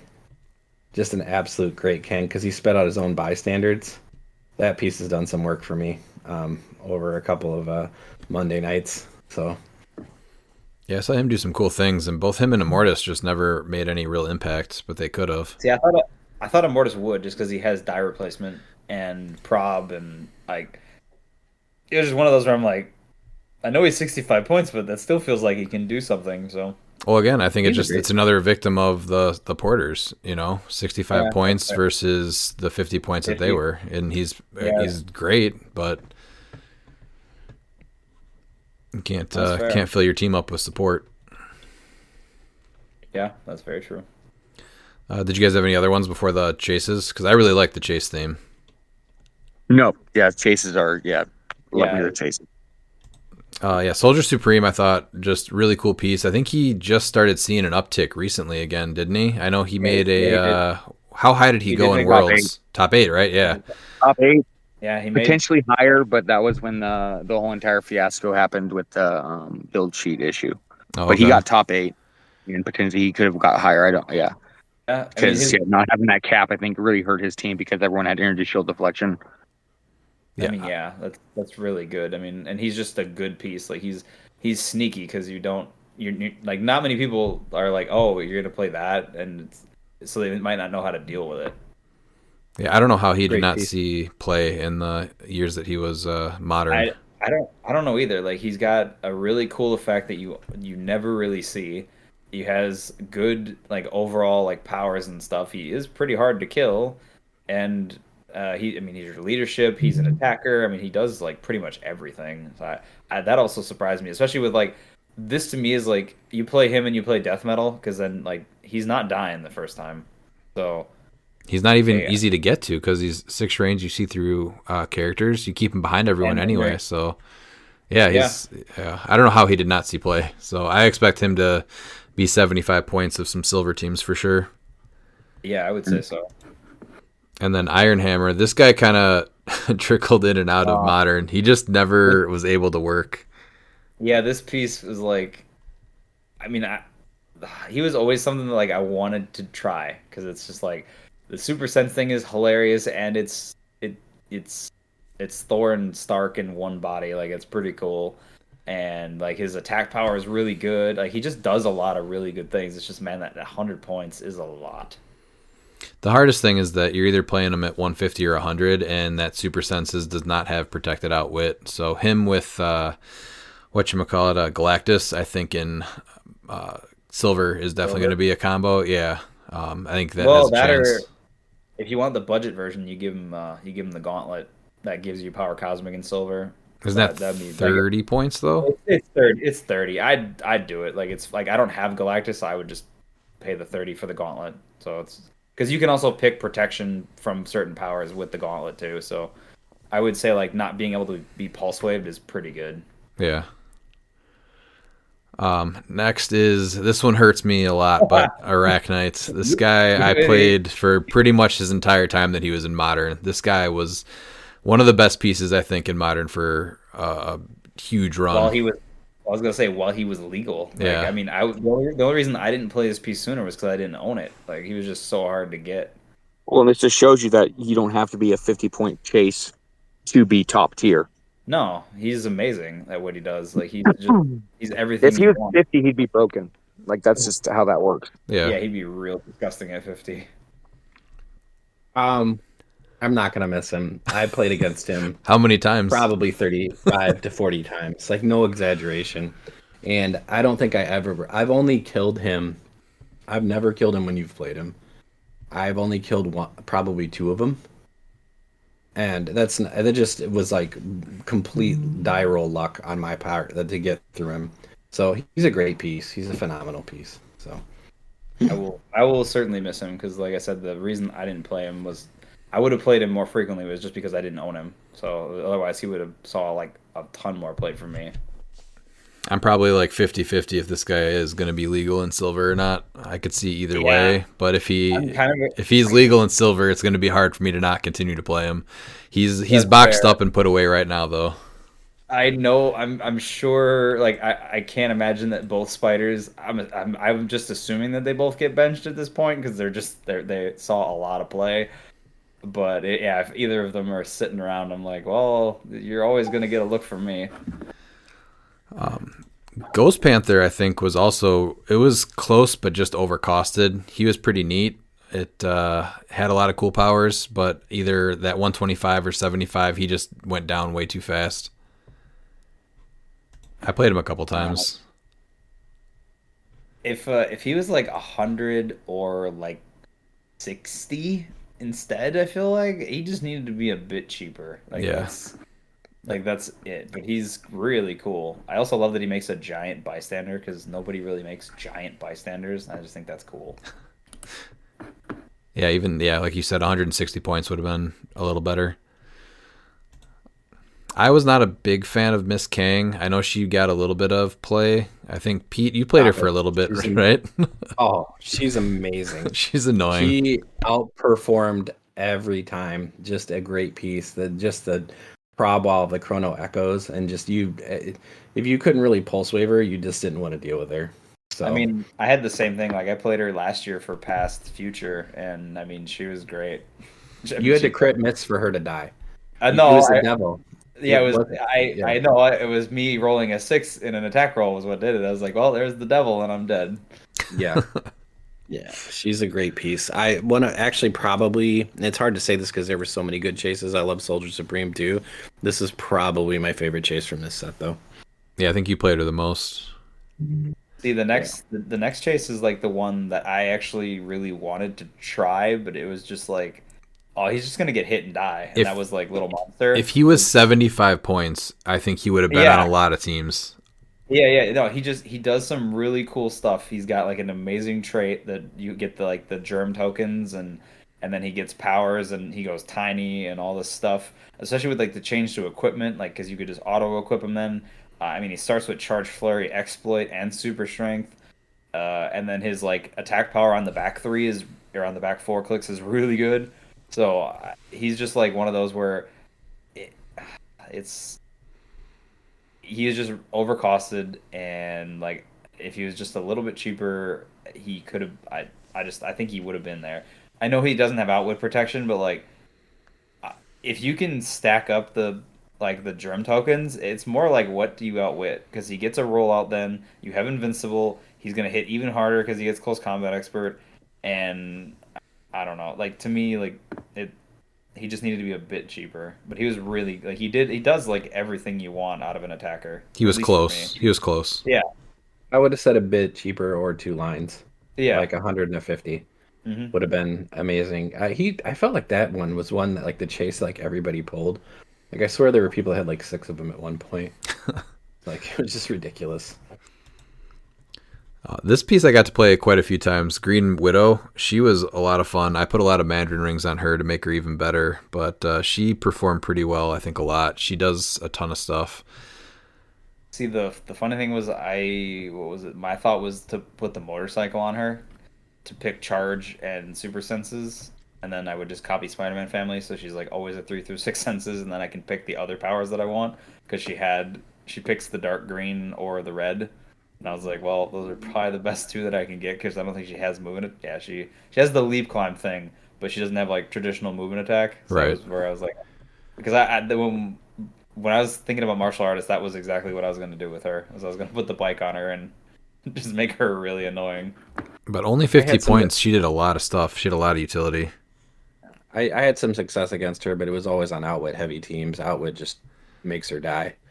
So, that was the last time I played her, is when you played, I think, like, you had like 6 outwits on your team. It was the dumbest team that you brought on a Monday. I thought it was great. That was the last time I played her. You outwitted, I think, 7 powers on her.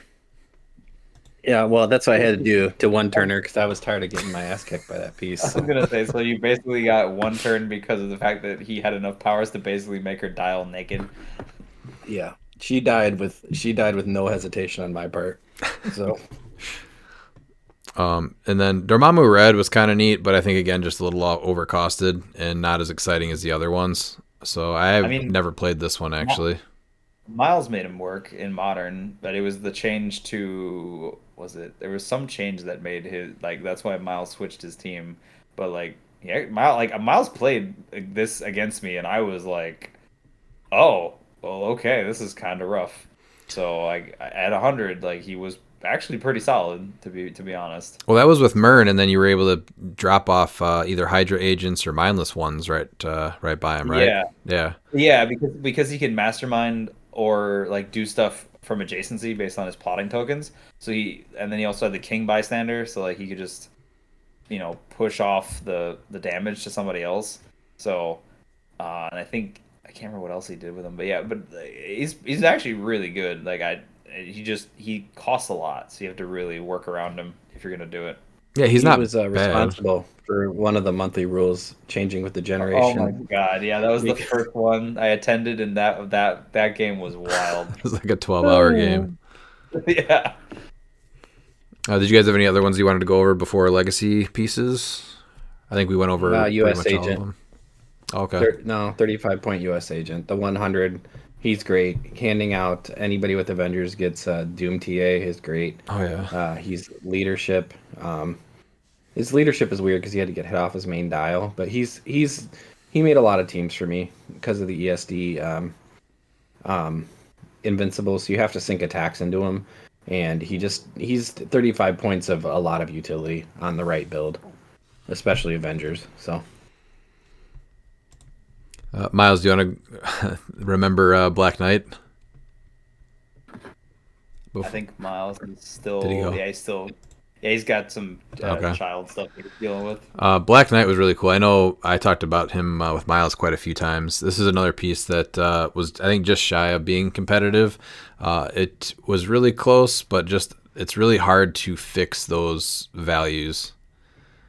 But he was a lot of fun to play when I did play him a couple times. That Hawkeye, same thing. 50 points. It's not bad for a 10 range, 3 bolts. And then he works with Thunderbolts, so he definitely would have had a chance with the new, what is it, Allegra de Fontaine or whatever her name is. Yeah, to make him because he's already Thunderbolts. Yeah. Yeah. I guess the one piece that I wanted to be good but just wasn't was the Thor. Like he's like his trait is so cool to throw Mjolnir and then be able to pull it back, but he just is like, this was when they were still experimenting with legacy cards. I think tinkering with getting the point values right for like what they did. So Yeah, and again, suffers from like 15 defense, 16 defense. yeah, like I mean I get it. He's from, I don't remember where he's initially from, like what set, but he's just super old, so I get it. Like, Well, yeah, but then you can't be 125 points then. Oh yeah, no, you can't. It definitely doesn't pull the weight. Yeah, I don't think a lot of the legacy cards didn't take off yet here. But Cosmo is really good. Oh, I'm gonna need a moment with the dog even. I love Cosmo.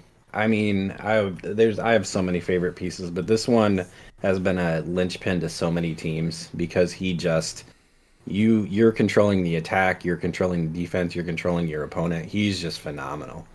So I love Cosmo. I do remember you playing him last. I think it was this year for Animal. Yeah, he did stuff for you.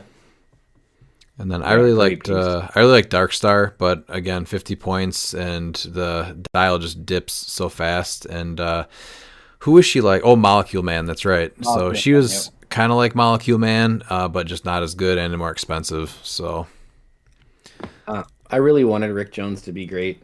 He's an awesome sculpt. The bystanders he makes are fun. He's a fun piece. The 10 range triple target, even if you stack him with Mandarin rings, there's a little bit of something there, but I can never quite make it work. And then, like I said, basically right after that, the porters started coming. So it was like, why am I going to pay 50 points or for this or 45 points for this when I can just play 50 points of porters? Right. Yeah, so. Now, Pete, I was pretty vocal about how much I hated this piece because it was so ugly. But I played Ursa Major on, I think it was just like a Russian soldier team. It was all of the Winter Guard, and then I think Omega Red was on it. And so I threw the Power Gem on Ursa Major. So he was running in. Sometimes he would be 13 for 7? 13 for 6? Yeah. It was one of those weird games where like I did not have my normal like 2 outwits or pulse fade, and I just watched this ugly piece just destroy my team, just turn after turn after turn. And I tried to hit him. I think you hit like every shape change roll for like 5 rounds. And I'm like, I'm so done with this piece. Like, put him back in the box. He hasn't come out again, but maybe he needs to. Oh, that's one that I was like, this piece is not that good. I just know that's what's happening here.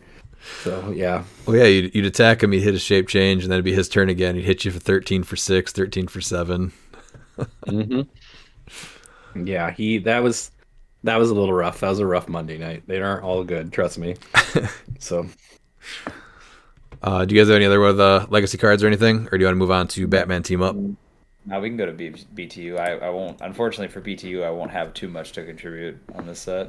I was surprised at how much I actually had on here. I thought Clayface was a really cool one, especially just what has come out lately with Gotham City. I thought Clayface would be pretty cool. He had a relatively deep dial, and you just don't want to hit him.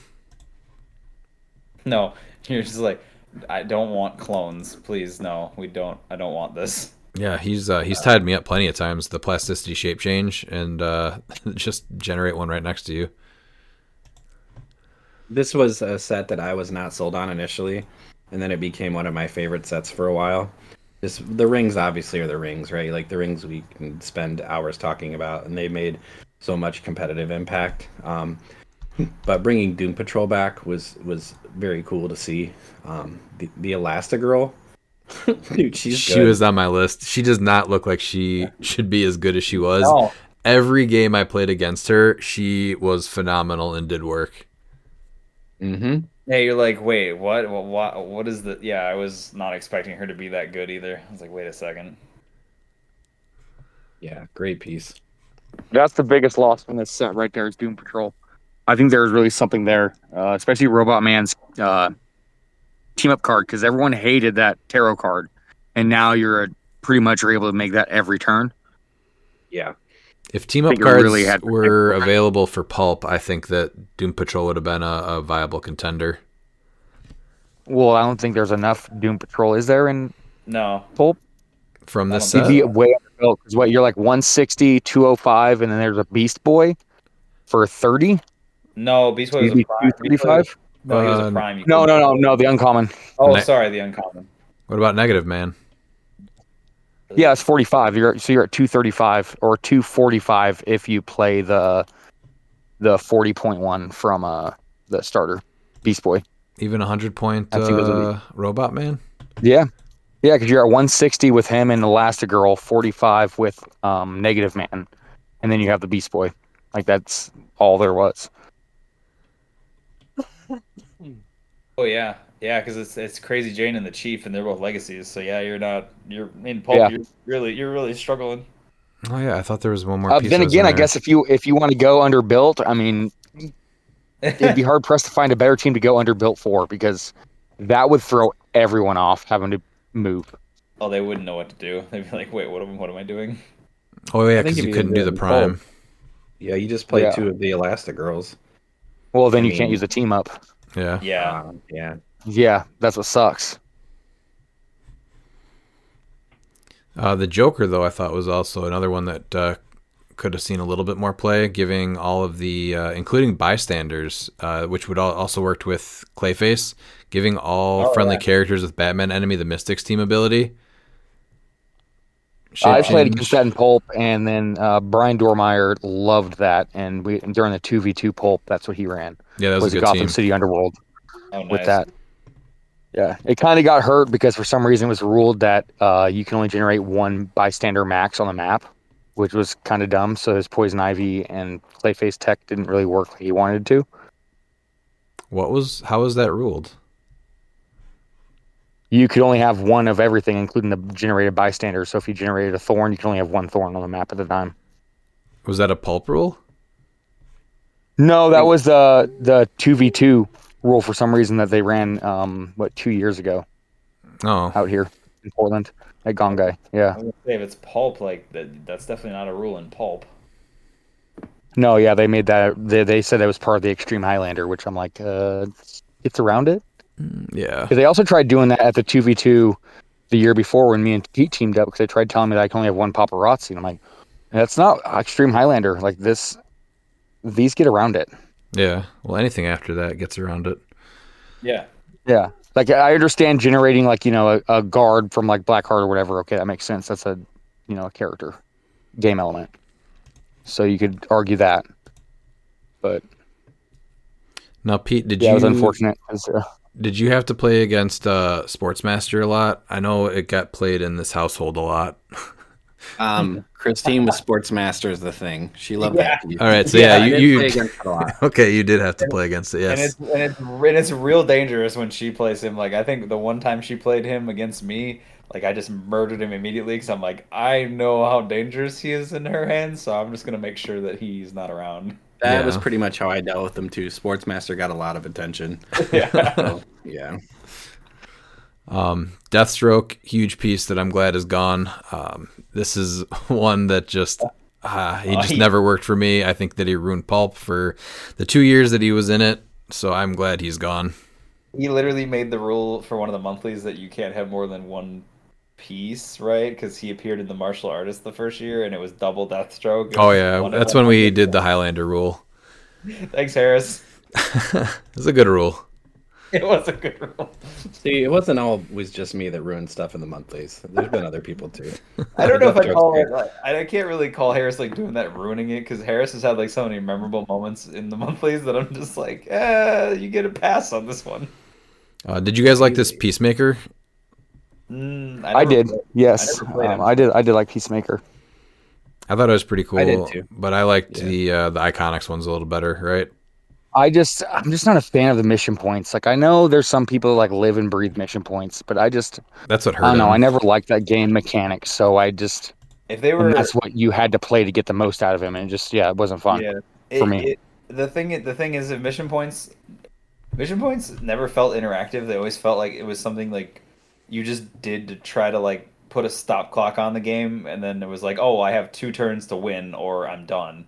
So Yeah, mission points was never balanced. It was either not good enough or too broken. You don't need to And- interact with your and that opponents. was why I didn't like them. Like they were an interesting mechanic, and I understood why they did them, but it just it towed the line of like, oh, well, this is just annoying to play against because it makes you have to A, play faster, and B, you're running out of time the whole time.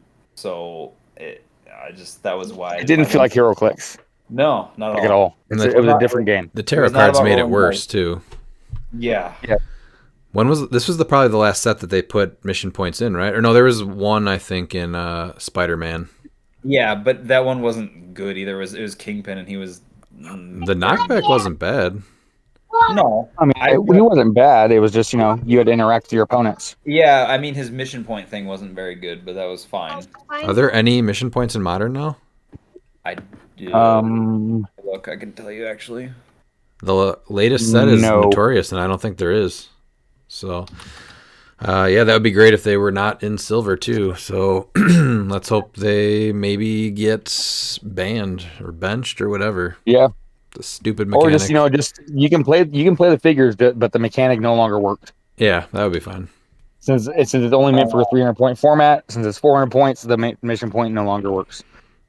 I think they did change Yeah, it to 30 though, didn't they? But it's still stupid. They did, but I'd prefer them to say no. It's only valid for 300 point formats, and unfortunately we're 400, so yeah, you can't play it. Yeah, there is no. Because I'd still like to see other figures played that have the mission points. Like I think Miss Minutes is great, Oh yeah. even without the mission points for 35 points. Yeah, she doesn't even need it. Yeah. No, Well, I think they shifted to more of a mentality of instead of doing this extra point system, they're just giving you more victory points now, like assassins and stuff. Yeah. Amit's that's Tomb. HeroClix. Yeah, That's way better. Yeah. It works out way better. Amit's Tomb was a little bit on the too Well, much, but that's just an example of like victory points. No, Oh, victory points. yeah. I think is exactly what the target token. I think is a perfect way to implement something in order to get or the extra new points. the new trophy from the Deadpool Yeah. short store Deadpool, thing. Yeah. yeah. So that's a way better way to do this than the mission points. So I hope they're gone. Yep. There are currently no mission points in Modern. They're all gone. They stopped at Spider-Man. That was the last ones. So that's probably a retired mechanic then at this I point. think so. Martian Manhunter. I thought it was, sorry. I thought it was interesting, the mission points, but I agree. It was never, you basically were taking HeroClix and then not playing it against like a really good mission point team. So I never played it. Like I've played mission point characters and completely forgot the mechanic most of the game. Yeah. But yeah. So Martian Manhunter. This is a piece that I thought we were going to see a ton of, and he just never really took off. Yeah. Well, he did for me, and he would have been played in Pulp I was gonna say again. I can't count him out because I know Harris played him a couple times, and he took me to the woodshed with him once, and I was like, oh yeah, he's gonna die next time. Right, but then why did he Yeah, die I won off? 2v2 with him. I don't necessarily know, to be honest. Like I have no idea because like he's just good. Like even at 40 on detective, like he's still amazing, especially with his team up card. Like you're just like, yeah, this is great. Yeah. And Miles, when did you played him? What, last summer, right? No, I played him at the last Gongai Games, which was I think October of not this year, obviously, but last year. And I won with the detective team with him, and it was a team that I was going to bring to Worlds to play because I went undefeated, and I liked it. It was Martian Manhunter with the Common Fred, Velma, Moon Knight from Spider-Man Beyond Amazing, Misty Knight to bring in Blue Marvel, and then Batgirl. And yeah, I mean, I think it still would have been able to beat all the top teams, but I had a challenge and I had to prove that Lady Mastermind can win me 3 out of 5 games. So I guess that's And fair. he did. Yeah. I was going to give him one last ride, but I had a point to prove. I don't And know. I won an event with him, so I still think that he's an S tier rare for Pulp. I think He just hasn't played as much as he should have been. Yeah, I think he'll still be good in pulp for sure. Even in silver, I think he'll be good. So I'm very surprised as to how he dropped off. I think him even at 4, even without the gimmick, like I felt like his 75-point line was much more of like a gimmick. But even at 40, I mean, charge, super strength, invincible, and shape change with outsiders. I think he's and then he also he's way too good He at shuts down 3 actions. way too with good his at outsider? 75. Yeah. Yeah, I used that to my advantage where I would put him into place or whatever, and I'm like, oh, you know what? I really don't want to turn him this turn, or at the beginning of my turn. And so, like with Blue Marvel, I'd pulse wave him so that way he would then be on his charge clicks, and I'd be able to follow up with that. So, Oh, you know what? It's very neat for figuring out when to do it, but yeah, he's great. You know why he probably died off is because everyone had a white shirt porter and you just pulse waved him, so it didn't matter. Oh yeah, Because that's exactly when he died off, was right after what you were talking about. Oh okay. That's why I think, Pulp. I think that's why I think he was still a mainstay in Pulp. People just didn't want to play him. Yeah. I beat all the top teams with him to win that event. So yeah, I'm partial. I still think he's great. The brain was also a piece that I thought we were going to start seeing a lot more, where you just carry him and then you give him a non-free action. And Yeah. well, he's 7 range outwit and Mind control. Yeah. Like that's Yeah, and then you real can good. attack after he's parried. Yeah, Again, he was a figure that never saw any play, No. which is insane. Only Especially 35 for, points. well, and he's also Yeah, your for leadership on top of that too. Yeah. And he's not easy to kill because he has invuln and mastermind. Like that's not nothing. Like I was really shocked that he never saw play. I was like, oh, he's 35 points. How? I think that's just because animals fell off. That's the only thing I'm thinking of is because animals fell off really hard. But yeah, he still had scientist. Yeah, which but is I feel like people liked other options for scientists, and that was why he didn't make the cut. I guess, yeah. I still liked scientist. I mean, I ran that at Rock Cup, and he was on the short list. Yeah, I don't disagree. Make I it. think it was because MOE came in, and MOE had a bunch of really good scientists, and they also Oh, had absolutely. leadership. Yeah. I think But that's Pulp why is what's he did that. insane. Because I mean, you can have Blue Marvel carry him. Yeah. And then do that outwit and whatever. Because he's a scientist. Yeah, Redmond loved the sculpt just because he looked like a penis. I still say I think it's Fulcrum Abominus's and it just fell off. Oh, God. that's exactly what it is. Yeah. Yeah, and you know what? I'm probably the only person to play him on Valentine's Day. Him and Mala. So shout out to that. Big shout out. Yep. The Sinestro I thought was actually really cool on this too. The one that did the 2 damage pulse wave. That was a team that I had in planned for Worlds, which I shared with you guys, where I'm able to give him the Guardian so he can see through Kraglin. It was non-theme, and I decided not to do it, but I still think that would have been strong because you can do a pulse wave team with that group bystander. Oh, okay. I pulled him in sealed, and our buddy who hadn't played in forever came back to try to play. And he lined his team up, and he thought he was fine. And I was like, "That's how you want to place, right?" And he's like, "Yeah." And it was just running shot pulse wave for 2, and his whole team was just messed up after that. So that was the end of that. He's a great piece, though. I loved him. Funny coming from you, Redmond, that you're actually like, yeah, pulse wave. It's like, wait, usually you hate pulse wave. So that's always kind of funny to hear that from you. He's a little different. I don't know. I thought he just plays a little different, I think. He offers a little bit more. Yeah. You could go through him too. Like you can kill him. He's not like No. you could outwit him and just go right through him but you had to account for him. But in a sealed environment, he was a nightmare to see sitting across from you. So Oh, definitely. I agree with that. The Green Lantern Batman, I think he died off for probably what? Detective? Good, like 6 months. I think he died. Well, he's got good keywords. He's got Cosmic too, but he did like die off for like what it felt like a good 6 months there, and then he started to make a bit of a comeback. I saw him With on Mern. Yeah, Yeah. on the detective build with Mern. He or was Cosmic too. huge on there, yeah. Yeah, no, I saw him on the detective build where they put Mern on detective. Yep. I played against that with my my dark side team a few times. Oh yeah, I played against it with Harris. He put Mern on detective, and I was like, oh. Yep. I played him as at if full Mern points. needs more keywords. I played him at full points a couple times. I thought he was really good at full too, and never saw him played at full. Yeah, I don't know why he wasn't played at full. I think him at full would have been an interesting. I don't think people really would have really known what to do because you've never had to face it or even really looked at his dial besides his last two clicks. I think most people just think that he doesn't have outwit protection, so then he's just like, what's the point in playing his 100-point line? So, but I don't see why not. Like he's still good. Having the ring and the utility belt though, and then the stealth yeah. and being able to make Smoke Cloud as free in his own square. I mean, he was relatively safe. No, I don't. Well, yeah, and you'd be able to have plasticity because they have to break away as if they're adjacent to him. Yeah. And from a smoke cloud, so you can give them the switch over to plasticity. So you're like, yeah, no, you're stuck there. I shut down whole teams with him at 100 points. Yeah. What about Saint Walker? I think this is another piece that I expected to see a ton of, and then just Scott Porter's got rid of him. Yeah, literally Scott Porter's, because he does good stuff at 30. He's TK enhancement. He's got the crit thing. He's got traded in power. You get a ring for free. It's literally just that the Porters were 5 points cheaper. But I did still I did still see him. I played him in silver.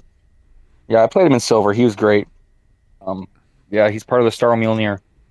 So. Oh God, Starro with that, like. Oh yeah. How do you think I got him to a 14 attack, 7 damage, like 35 damage? Boom. Yep. Empower from range is huge. Oh yeah, I can't imagine it wouldn't be. Yeah. No, it's the Porters that took over, sadly. So he still got played. He was at our event. People were playing him at 30. Just for the ring and the empower. Like, he still made teams for people. So nowhere near the amount he would have, though, if the Porters didn't exist, right? I feel like he was a piece that I would have expected to be on a lot more. Oh, definitely. Even non-theme? Oh, yeah. I would have expected that just because of what he does.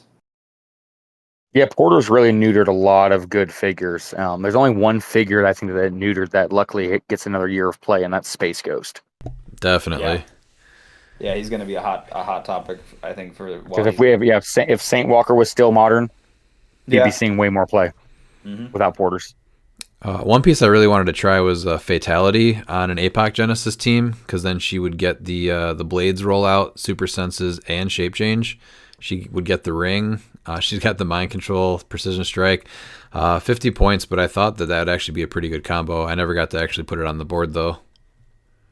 In silver. That's her time to shine. Wonder Woman, though, the Prime Wonder Woman. This is another piece I'm glad is gone. So annoying. Yeah, absolutely. Oh no, I'm talking about this piece. This piece, Harris has made me both like love to death and despise at the exact same moment. Harris has made me hate this piece. What do you like about this piece because he's played it? Because she's so good. She does like everything you want. She's your support piece. She is your attacker. She is like extremely hard to kill. I mean, like, again, starting with the utility belt and the ring is just bonkers good. I mean, she's power cosmic. She's got a really good rollout. Like, she defends up your whole team with 19, and then she just hits for 4 damage, and she's buffing your team with her enhancement. I also like. She is lucky though. She also gets to choose team abilities, right? If I remember correctly, from the KO area. From the KO character, yeah, from any KO'd. Yes. Character. The Bat Prince would have seen more play if she was still modern. Can't use team abilities from the KO area. That's rough. He'll have to sit on the bench then.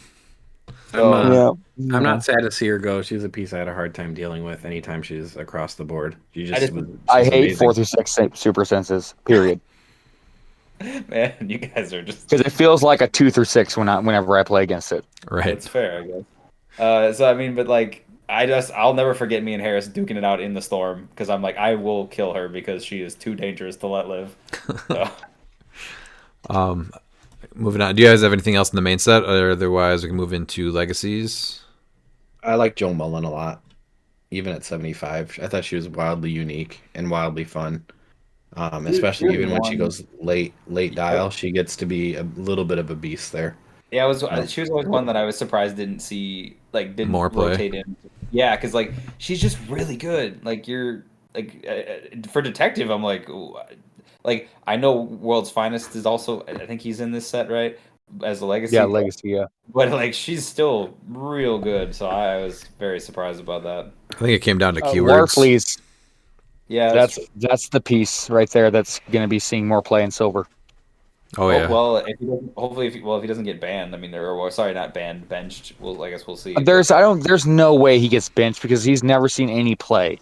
That's true. There's no way. I didn't Like even it's see him. I didn't even think I saw him at Worlds. Well, no one's no. Well, it's besides just too Harris. much. I knew Harris played him, but besides that, I don't think I saw anyone else play it.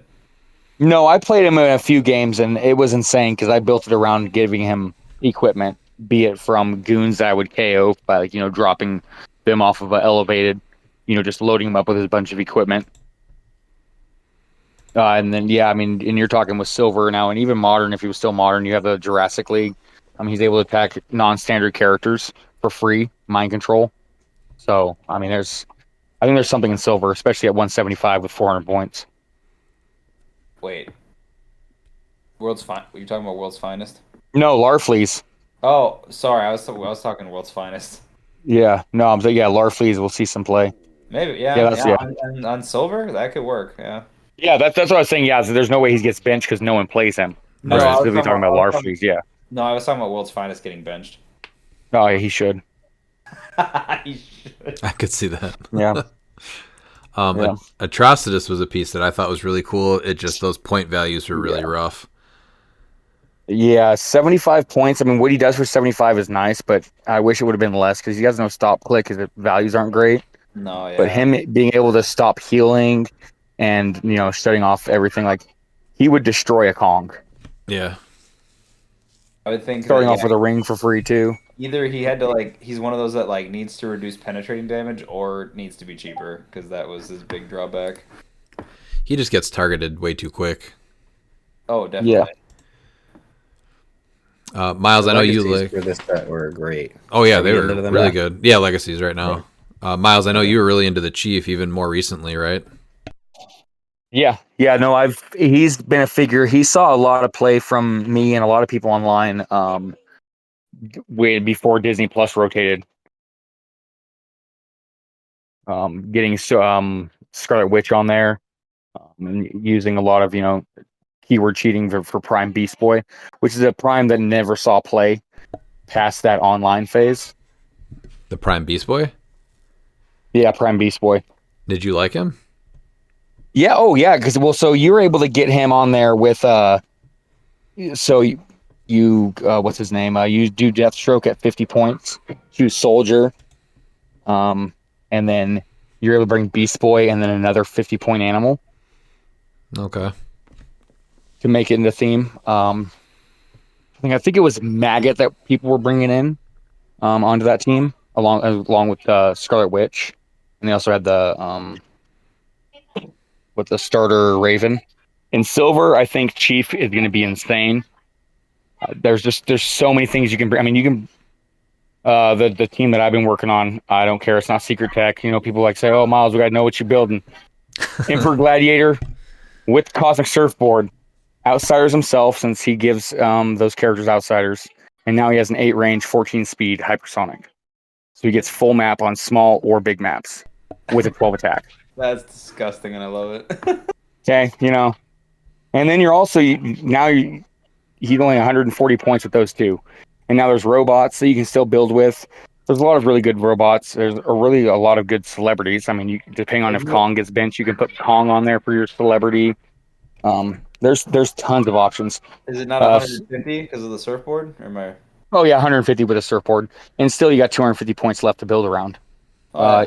And Robot Man is a must, even if you play him at 50 points. Motorcycle is optional. I just like giving him that extra rollout for that team up card, because by forcing this is a way for you're not playing tarot, but you're going to force your opponents to only move in direct paths, which is fine for Gladiator because he destroys blocking for targeting, and he has 14 speed. So like, okay, I can move direct path with 8 range.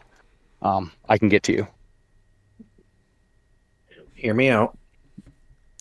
Chief and Prime Vision. Talk amongst yourselves.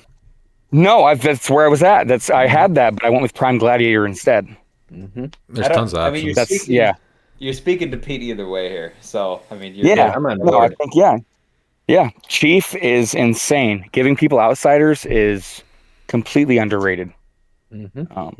Now, Emperor Gladiator would still go down to his half range, though, right? Because Outsiders is only modify, not replace. You don't replace their range. You modify their range in half. No. it's a replacement. It's half range, which is a modifier, right? No, that's No, replace. That's That's like replace, charge. yeah. It's like charge. If he had charge or running shot, it is. if he Yes. had charge or running shot, then he would get a full charge or running shot speed. Well, he could still The do difference, that with- what's confusing is the Hierophant says things can't be replaced or modified, so Oh, it works yeah. with the Hierophant. Yeah. That's what it is. Yeah, no, I was thinking of the range. Yeah, so that wouldn't be full range. So no, even with the hypersonic or even with the charge, it doesn't get full either, because that's a replacement. You do Yeah. half speed. Wait. So Well. Yeah, but well. Yeah, but I mean, still, like I would. Yeah, that's unfortunate, but I still. think still it's don't better. matter. He's still got a 14 speed, 4 range. Yeah, it's still happening. good. I was gonna say that's still. Yeah, real it's good. still happening. Yeah. Okay, still happening. 14 speed, Uh, 8 range with Gladiator. And yeah, Kong is the stand-in until I get word that my boy Saki is going to be unbenched. Because if you want Sky Tyrant cannot leave the bench list unless Saki does. That's fine. Okay. Release I mean, them He all. makes Saki into Doom Patrol. I still think Kong would be good on Doom Patrol, but hey. Oh, absolutely, yeah, but you only get one celebrity. Oh yeah, no, I Oh. get it. And so when you're using what's his name to move in direct paths, it's specifically meant to for your range. I think because you're yeah. able to work around it more often. Yeah. So that's the reason my Saki. But no, yeah, you can't go wrong with Kong. I mean, Agreed. and then Robot, it's gonna be super rare vision from Disney Plus because him at 100 points is undervalued, and he is stupid good. Yeah, great piece. Yeah. Yeah, the Chief entering Silver, I think, is just one of those things where you can build a lot of creative stuff. So I think that's good for Silver. Well, and if you're gonna do Doom Patrol and Silver, Crazy Jane's always an option. She's got whatever point line you want her to be. Oh yeah. Yeah, she's fun. She's great mastermind fodder for Chief. So Wait, she can be masterminded too? What? Yeah. I thought I figured she couldn't be just because No. of the crazy dial thing. Oh, okay. Which I'm surprised that piece didn't see more play too. Yeah, she did for it's like. because she only has one keyword, Doom Patrol. So Yeah. there's no keyword cheating. Period. Yeah, there you go. World's Finest we already touched on, so I'm kind of 50-50 if this one gets benched also for Silver. I was definitely really tired of this piece, I think, for the first year that it came out. But then it kind of slowed down, I think, and it didn't see as much play. So it was fine. If for Detective, the problem is that one of two pieces has to be benched because Detective is just stupid in Silver, and it's either him or Hawkeye and Hawkeye. I would love to see Hawkeye and Hawkeye take that bench spot over World's Finest. I'll never forget the World's Finest just wiping Doom's schmear off the map, and then He did win states at full, so somebody did go full potato World's Finest and won states. That's funny. And then Pete having to buy the piece in a day later. You just hear hey, look what I bought. Yeah, Redmond sent me a text. Hey, remember that piece that went through your whole piece in one turn? It's for sale. And I was like, well, I already bought it. So, yeah, I've got him. Absolutely. Obviously, that full point Green Lantern, very cool. Kind of sad to see him go. I played him for a while, and then I had to take him off the team because Kongs were just ridiculous and smashing him. So, kind of sad to see him go. Green Lantern's an amazing piece. I don't know if I'm sad to see him go. Every time I tried to hit a piece, he's like, "Hey, I'm gonna modify this +3," and I'm just like, cool. That's fun. Should try rolling higher. Every time, yeah. Well, you know, like, and he was the one piece that everybody said only play at 20, never play at full. Hold on a second. I just want to circle back. So Dan, you were a victim of somebody else's single D6 roll. I was. I definitely was. Oh no! Oh. I wish I could feel sympathy, but I don't. It's fine. I totally deserve it. It's just that was like the one time where I'm like, every time I try to hit this piece or anything next to it, he's like, you thought actually. I've played him at 175 on Mondays, and it's pissed Redmond off a lot because it's always on the Wakanda map where I just shoot him, and if I don't care about the number. you just hate the Wakanda map. Like, what is? I don't know. It's a 10 range piece on Wakanda. It's dumb. He's fine. Then play stealth, and then he just can't see you. Like, that's it. It's just a fun Monday game. All right, last thing for Batman Team Up is the Lantern Rings. Happy or sad that they are leaving Modern? I'm fine with Well, them I don't know leaving. if they are leaving. What at Worlds he said, keep your rings. So Oh, I'm sure that's for Lantern Legacy, and that's the furthest set out that we know about. So that's, I think, the summer set, right? So we got 8 I believe months. so. Yeah. not- Still, I'm it's I am not sad to see this current iteration of the rings go. I hope that they get, if they are coming, we know they're coming back in some form. I do hope that they get reimagined again. This iteration, I think it's mainly because of the stop sign. It's just so powerful, and it being free was an annoyance. Like the rings, the rings were great.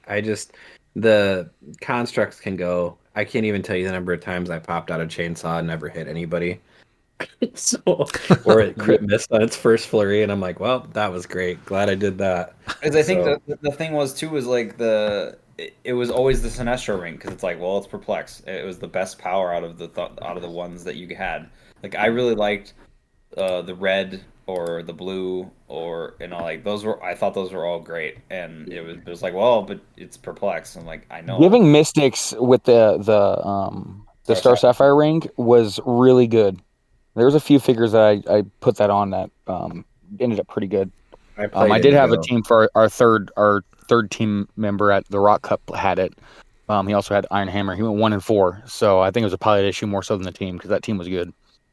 So but like that's the thing. I liked the rings. I did not enjoy the constructs as much. So the rings were fine. I thought they were cool, very flavorful. But it was more the constructs that were like, all right, not going to miss you guys. Well, because the constructs, a lot of them didn't really fit the theme. Like a chainsaw felt more of a red lantern than it did a green. You know, it was just too generic that all the constructs were exactly the same for all the rings. So yeah, I was not a fan. You of just that. played whatever ring gave you the best power. Yeah, it's more. I understood why they made them all the same, because you didn't. No, I do too. It was boring. Yeah. The constructs have been responsible for some wildly fun things, like the boot has come up big in a lot of spots. The boot. Dust boot. And as Oliver will tell you, we pack a chainsaw. So, yes.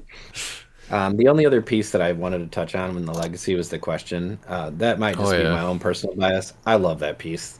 30 points of just straight nonsense that I will play on detective and martial artist every time I can get it on the board. Yeah, he was a cool. So that makes total sense for you. Mm-hmm. Yeah, he's great. Do you guys have anything else in Batman Team Up?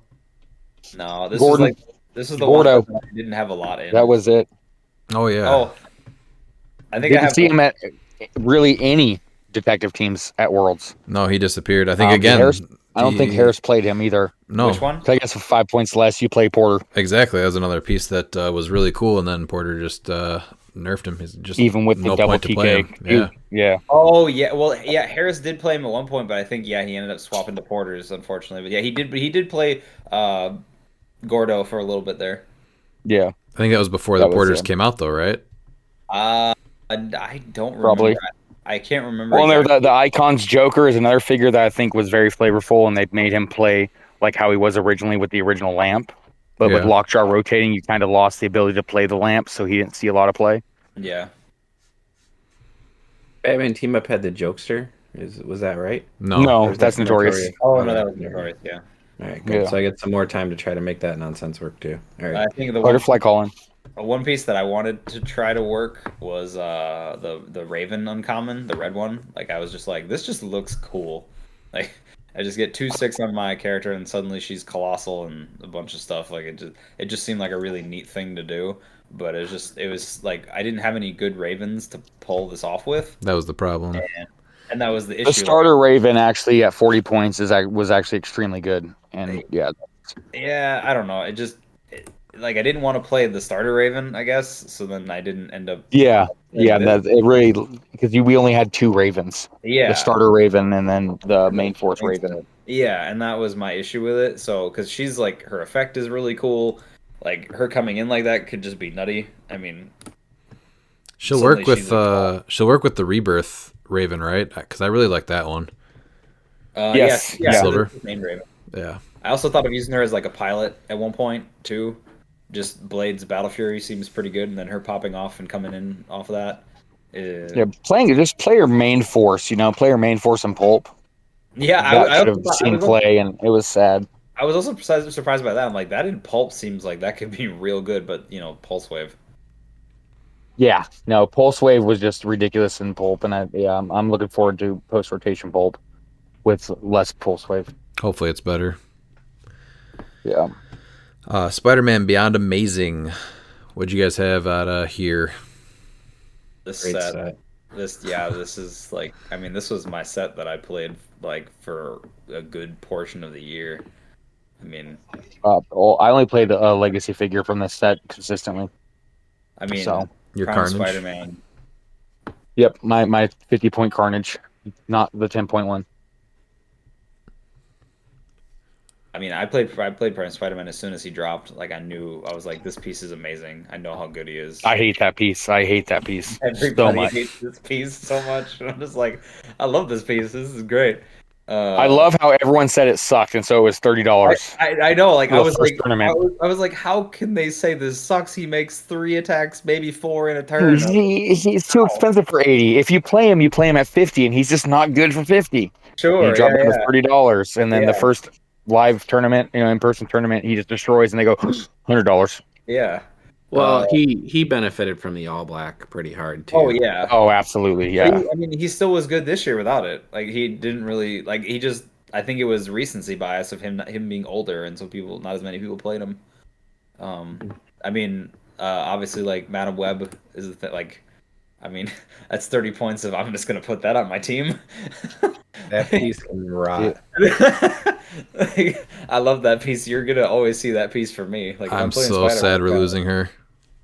Yeah. I pulled her in sealed too, and my sealed was just ridiculous with her. And like I had like the Venom and like the Carnage, and like I don't think anybody took points off me that whole sealed. That was a rough one. It was just disgusting. Another piece that I loved is Venom Thanos. Like he was just one of those that I'm like, oh, but Genesis is better, and I'm like, yeah. And then he kind of saw an uptick later, which I thought was dope. Yeah, because he does a lot, and he's just a really neat piece. So like he's something I'll miss because just the synergy stuff that he does with monsters or symbiotes is amazing. He's your leadership. He just does a lot of really cool stuff. I mean the Gwens were another thing that I thought were like really cool and like slightly underplayed. Like Goddess of Thunder is something that like Porters were just better, unfortunately, because they were so cheap. Yeah. But like her at 55, like I thought about it. Like she was on one of my teams for Worlds. Her with the bike at 55, so I could give her 4 through 6 senses and just a massive running shot pulse wave with precision strike with knockback to just like hit a whole team basically. It just seems real good, especially because you give your friendlies safeguard pulse wave for the action, so you can prob and whatever else you want to do during it, and you're not resetting duration. She won the Florida event, too. Yeah. She won the what? Florida event? The Florida event. Oh yeah, that's right. You did, yeah. So that's another like the Gwen stuff was cool. Like I played that when that first came out. I had Gwen on my main force, the common, and then to swap into either Goddess of Thunder or the Ingwenable Hulk. So like it's all like really cool. Like this is a set like I own a large chunk of it, and I'm gonna be sad that I won't be able to play it in Modern anymore. So The Goddess of Thunder in Gwenable Hulk and Hawkwen I thought were all really cool chases out of the Gwen chases. If Hawkwen had Marksman, I think she would have possibly had a little bit more of a chance to get That those would've trick been cool, arrows now. Yeah. Oh, she actually has a power that says trick arrows. But yeah, if she would have been able to get that or be on some of the newer teams if she wasn't rotating with Marksman, I think that would have been a pretty cool thing to give her. But that didn't start until what's that? Next phase? yes, next phase. Yeah, that was a while. Captain Gwen America, I played some for leadership. She's great. Yeah. Yeah, that's true. 35 points for her. That's not bad. And her leadership is real good if you can get it. Like, I mean, being able to take a token off of anywhere is real good. So, I mean, she was cheap. Is one of those where I don't know. She just didn't see the light of day. 'Cause I think the keyword she had fell off. So Now we have not mentioned And losing Captain Carter Shield hurt her. Oh yeah, that too. We did not mention Carnage Silver Surfer yet. This guy I think ruined Modern for a good year. yeah, the funny thing was like, yeah, he did, and then a bunch of alternatives came out that you were like, oh, I can just like he's easy to kill now, because like And then he Battlefield- still gets top 4. No, Yeah. the only thing that happened was that Kongs came out. This guy was stupidly overplayed until the Kongs came out. Oh, I was thinking more like Ghost Rider because I just put Blade on him as a pilot, and I'm like, well, I'm gonna just cut right through most of these guys because I don't care about your rollouts. So yeah, Yeah, that's- Kong was just easier. Oh, yeah. But cheaper. But I mean, the Double Surfer still made top 4 at Worlds, which just shows you that they messed up his starting line. It should have been 6. Like that's one of the worst kept secrets in cliques, and I really wish that would have happened. Yeah, because you look at everything else and they start on their click. Like he has an extra click too. He goes to click 9, and everybody else on the squad of Carnages only go to like click 7 or 8 tops. So like it's really weird that he like. I mean, even if he would have started at click 5, I think it would have been a lot better because he would have only been an 11 attack instead of that 12. Yeah, I mean, and yeah, that's fine. And he always missed whenever I tried playing him. So He should have started on click 6. He's not fine. This guy ruined Modern for a year. I feel like if we were not fine at all. No. Serial abuser. 2 of them every time. so Love stupid. him. Yeah. This is definitely a piece that if it would have been out, I think right about now, maybe a month or 2 ago, this is a piece that would have been addressed in the watch list. If they were doing a watch list a year ago, it would have been addressed, but never letting him be fixed to start on click 6, I think really affected Modern for at least a year and a half even. Yeah. Mhm. No, I mean I get it. Yeah, especially the being able to run multiples is like it just feels weird, but it's like they were just so disgusting with 2 of them because you're just making 4 attacks. I know. That's why I still think chases should be unique. I mean, it's I don't necessarily think like all chases should be unique. Like I don't really necessarily have a problem with it. it's really weird because we have figures like even from Deadpool Weapon X, like how Weapon X is unique. Oh yeah, And Major Logan isn't. I don't understand why they make certain figures unique and they go, you know what? This one has a powerful ability. He doesn't need a ring. He's fine. Yeah. So I think that was the biggest thing was like it was the combination of you could play them in multiples and like they started like so much better than the other characters in their set. Yeah. Basically, you're just like he was just clearly the best. You're like, oh okay, and he he just has everything. So Carnage, he's not fine. I hate this piece so much. Carnage Captain America, I think, was really cool. The only thing that hurt him is that when you heal him to the top click, then he loses the special attack power, and I think that's what kills him. Otherwise, he's really fun to play.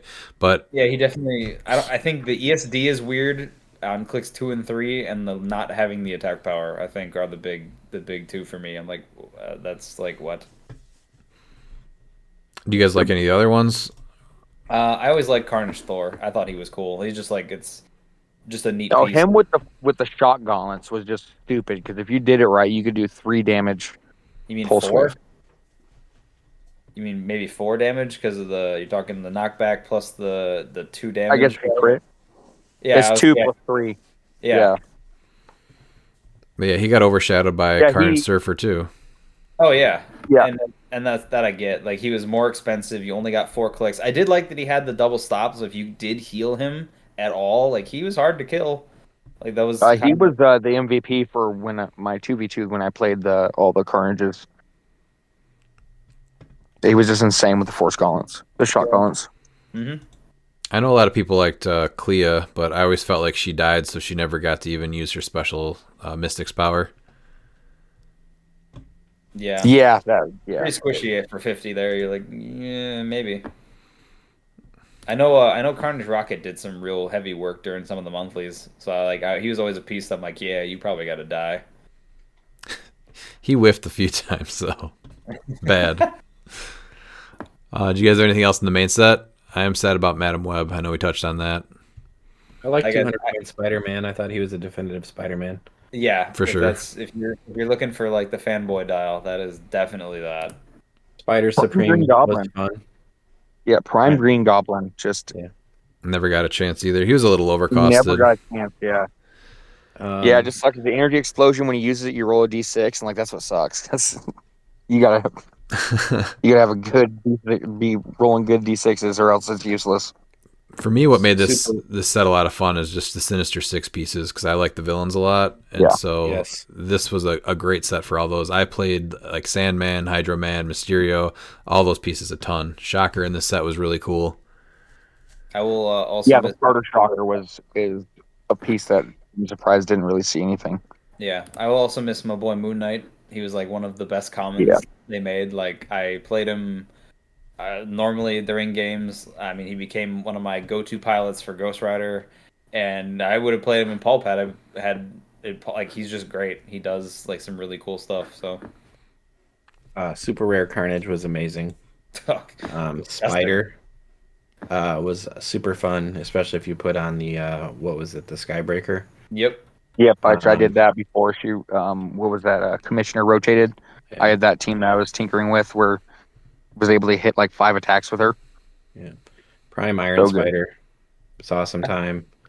Yeah. I'm just quick scrolling through. I always liked common. I liked Bombastic Bagman because I like to cheat Fantastic Four into Spider-Man family. So I built some teams with him. I really wanted to make that work. It was like one of those where I just couldn't make the pieces work with him. But yeah, he always got to look for me. And then common Bullseye was always something that I looked at, especially on Thunderbolts. I always thought he was a really underrated attacker at 60 points. Yeah. So, I mean, guaranteeing the crit eventually, like, seems really good. Mm-hmm. As far as a starter set goes, the Hydro Man that could basically you just move through terrain and then you get to replace it. I had some fun games with that. See, that was a piece that once you told me about it, I was like, that's really cool. And he also has TK. Like, he's not cheap. And I think that was the thing, was like, I really thought it'd be cool to do that. Like, because he starts with TK and the phasing thing and being able to, like, rearrange the map with the terrain is cool. Mm-hmm. So he was just like, he got overshadowed, like, by Porters for me. But he was something that I definitely, like, once you pointed that out, I was like, that's cool. And he also has TK and other stuff, so I was like, that could work. But yeah, but then also Batman team up. I remember that game when you pulled that off on me, and I was like, God damn it. The competitive wise though, like everyone's got the rings, and so Batman team up came up, and now all you have to do is just make a fire hydrant, and then all the stuff that you just placed there is gone. So it's gone. Yeah, he was a really cool, unique piece. But the Mysterio was also really cool from the starter set. I know, Pete, I think he's hurt you a few times. Yeah, he gets killed just on sight now. Smoke cloud is free, and then if you're in his smoke cloud and you miss, it's 1 unavoidable damage. Yes. Yep. Yeah. I loved the Venom from the starter set. It's a very different style, but I love just dropping him on somebody from like a taxi and being like, "Well, deal with me." Yeah, he was frustrating. I was just like, "Hey, how's it going?" So I liked this piece just for that, because I think his dial works well for that. Like, starting off with a shape change and a heavy reducer, and then going to the good super senses is pretty neat. So yeah, I like this one a lot. I'm not going to miss that Spiderling though. The where you put a die on the card. That was another piece that I think ruined Pulp. So I'm glad she's gone for modern Pulp. Yeah, guaranteeing a crit hit is pretty rough in pulp. You're just, like that changes so many things. Do you guys have anything else before legacies? I'm No. gonna miss the symbiotes, but I mean, luckily we got a steel energy thing with the gods. That's something I always like to add to an attacker. So getting the stealth and steel energy. That is true. I will miss the symbiotes because like I know we're getting a new Venom in the Spider-Man set in like 6 months, so that'll be because it could go on him for free, so that I'll miss. But I could always just run it for one of our games or something, I guess. Hmm. Frogman, I thought Yeah, was a lot of cool. don't Yeah, sell your equipment, Dan. I'm not selling my equipment. Miles, I will forever remember you crushing me with your no roll team with Frogman. I was like, what is this and how do I deal with this last year? Like playing against that, I was like, what do I do? He had a couple of teams that he was on. He was good. Oh yeah. I'm surprised that we did not see a lot more of the Colossal Carnage on teams, though, because for 10 points, he was crazy good. I think he just well, it depends, right? Because like he's easy surfer fodder, which is unfortunate. So then you just he's died, and then now Carnages are starting to heal. So like, I think that might have been part of it. But yeah, he's real good for 10. Yeah, I guess I'm that's getting true, a because he doesn't. little tired of the surfer bashing here. He's fine. He's terrible. I'm not bashing him. I'm literally just being like he's easy fodder. I like am I wrong, Pete? Like tell me when I'm telling lies. I'll miss the worst launch day figure of all time, the 100 Spider-Man, who is clearly an answer to Thanos, and then just I was like, well, he looks cool, so that was great. Glad we got that out of the way. And then yeah, I think Pumpkin Bomb's the only other thing that I put on a lot of pieces, and I'm kind of sad are gone. That 3 damage energy explosion, if you could already use energy explosion.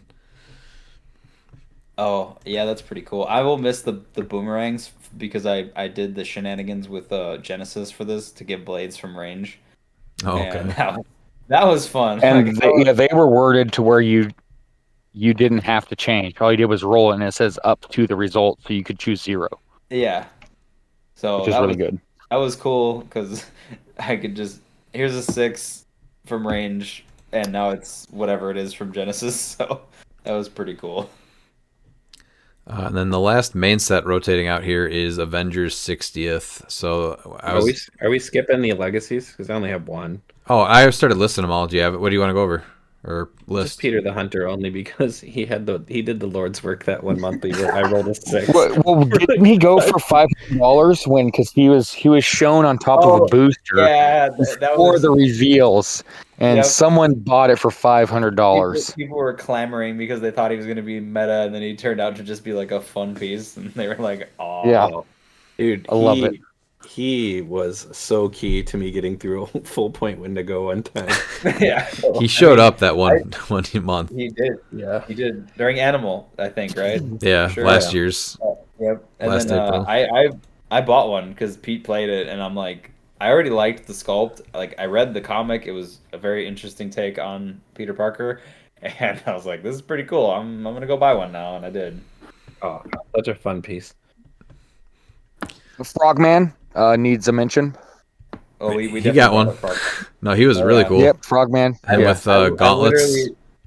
I literally Yes. brought up your no roll team, Miles. I was Perfect. like, Appreciate. Yeah, I've been running around with my head cut off today. So I was like, Miles, I remember you crushing me with your no roll team, and Frogman was yeah, you know what, man? That was probably the funnest team I ever played, just because like it blew everyone's mind. Because like I remember after the tournament, they're like, "How the hell did you win so many games with this garbage?" Like exactly. not garbage though. It was No, not the Ultimate's Carnage too. I think is really. I know he's hard to get, but I think that he didn't see as much play as he should have, especially with the motorcycle. I brought him to do the 2v2, and I'd be able to target everybody adjacent with a 13 attack, hitting for blades. And if I KO'd 3 bystanders or whatever, then I would be able to heal all my Carnage chases. Like that 4 through 6 rollout, him having a 10 speed leap climb, you give him the motorcycle, now he's 65 points, totally worth it. 13 attack, 20 defense. Yeah, he was insane.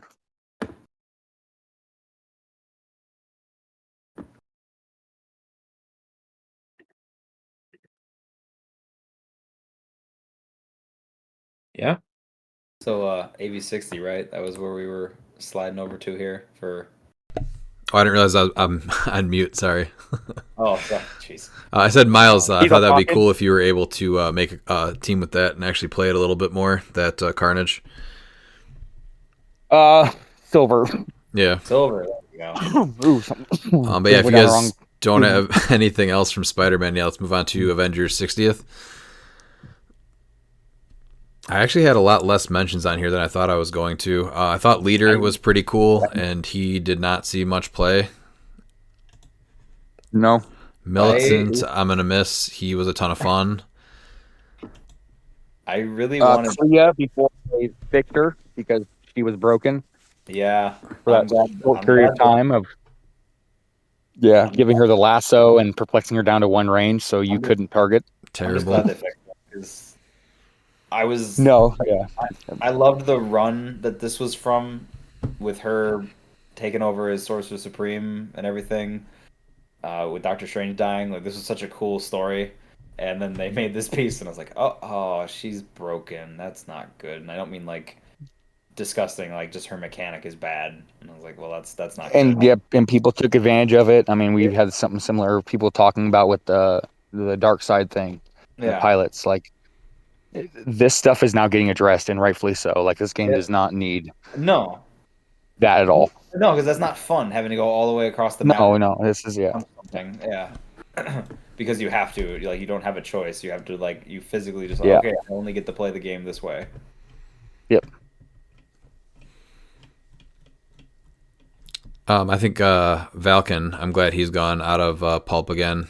Just another piece that just places. I think he was really unhealthy for Pulp, so that's another piece being gone. I will help was a lot. surprised that he should have been handled the same way As that Blackheart. could be being put on as Blackheart. Yeah. I think he should have just been banned from Pulp.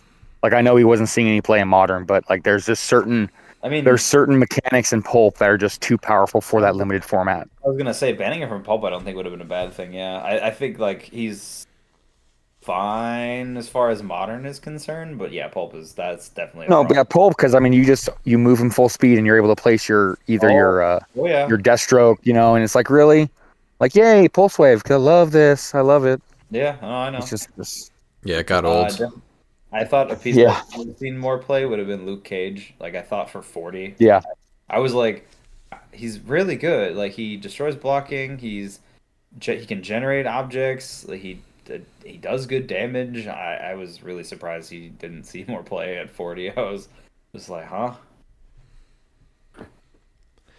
What about that Prime Hulk? That's another piece that got really annoying. Just watching him break a bunch of terrain and heal up. That got old. That got old. Yeah. And then he Very- fell off, which was funny. And then he like got back up because of Amit's tomb a little bit because you'd like throw him on detective and Yep. that would work. But yeah, he was just kind of like I liked the idea of it, right? But it didn't play out well with how people play, and that was the problem. What about Yeah, Absorbing the Star Man? brand. Absorbing Man Prime, I enjoyed. I won't miss I think I won't miss that. Just the like just free figure that you will eventually probably get to generate is I did not enjoy that piece. I liked it because it threw your opponent off because a lot of the times your opponent's going to think that you really want to get him on the map. Yeah. And so you're able to play mind games that way because you really don't care one way or the other. Yeah. And some opponents will fall for the bait, others won't. So either way, it doesn't matter. He just felt very similar to like Destroyer. Yeah, and I was just like Better. and yeah, but actually better, yeah. And I like Destroyer for what it is, but I didn't enjoy like oh he's just on my sideline. Oh, cool. It was really easy to forget him too, since you have to do it at the beginning. Yeah, so I didn't really I don't know Absorbman like wasn't my something I enjoyed playing against because it was just like I'd get an opponent down right and then suddenly they have this piece that does a lot coming out and then they can make up a lot of ground just because he's pretty hard to kill, does a lot with the pick of power and everything else. So I think the biggest loss, though, out of this set is going to be the MOE chases. And if I had to guess, they are not going to be seen in silver for at least a year. yeah, I was gonna say they're probably Yeah, rightfully so. They're not broken. They're just it's one of those things where they're just too good. And I mean, 50 points to your silver build is like a shoe-in. The keywords that they have is just ridiculous. So if you wanted to go that, it's just gonna be easy to get him on any team. I do I'll think miss him. I mean, honestly, I'll miss him. I played him a lot. I played him a ton, and I can't decide between them and the Doom Swap which one is my favorite chase set since we've been playing. But they're like 1 and 1A. I mean, they're just so good. Yeah, I mean they're great. Like they are an amazing toolbox of a team to play as one figure where you can just keep, and it's really dynamic and it's cool and it's really neat. Don't get me wrong, but yeah, I'd be surprised if they're going to be in silver, at least for right now. Like I think they're going to be gone for a year. I do hope they come back. That comic run was incredible. Oh yeah, the comic run was dope. Yeah. Any legacies, or do you guys have any other pieces from the main set? I really loved Super Adaptoid, the Prime though, but she was just too many points, and she was competing with Spider-Man Prime, and it didn't work. But she's just a piece that I like always wanted to make work because I was able to make her like her attack power work once, not the doubles thing, but just the like blowing up a terrain and then being able to place and then make an attack was pretty cool. Her damage power, but yeah, she was really neat and I liked her a lot, but she just didn't. She suffered from just being too expensive. Definitely. Legacy Ultron. That piece. That piece was unbelievably good in the monthly. Well, so what hurt Ultron is that right after he entered Modern, we lost the Pimtrons, and he needed those powers from him. So I think once Ultron rotates into Silver, being able to play him on your Silver build with some of these other pieces, that's a team right there. Yeah. Legacy Ant-Man is sneaky good. Oh, yeah. Yeah, very good piece. I love me some Legacy Loki. So He didn't see enough play. I thought he would. So yeah, him with motorcycle is insane. Okay, that's worth 100 points. Maybe silver. I always thought that the Superior Iron Man, the 101, was super interesting. And there's stuff that I've toyed with Celebrity, just trying to get off the Extremist 3.0. And you can kind of do it. You have to use Perplex on basically everybody on the board at least once, and then he just becomes ridiculous. Yeah, like that was kind of the thing. Was like, man, I really wanted that to work, but it was so hard to make it happen that it just never really happened. And like there was a time where I got to the damage power at the end there, where he's a giant, and it was cool, but then he just died. I think I got the +2, but then he still just proceeded to die, unfortunately. 100 Captain America, really good too. But not as good as the Prime from the same set, so he didn't get as much play. Oh, that Prime did the Lord's work earlier this year. Yeah, the Prime is too good. Pieces that we're gonna miss. I won't miss Miss Marvel 042. I got somebody at Worlds not this year, but last year completely pants me with a team with that because I misplaced by one.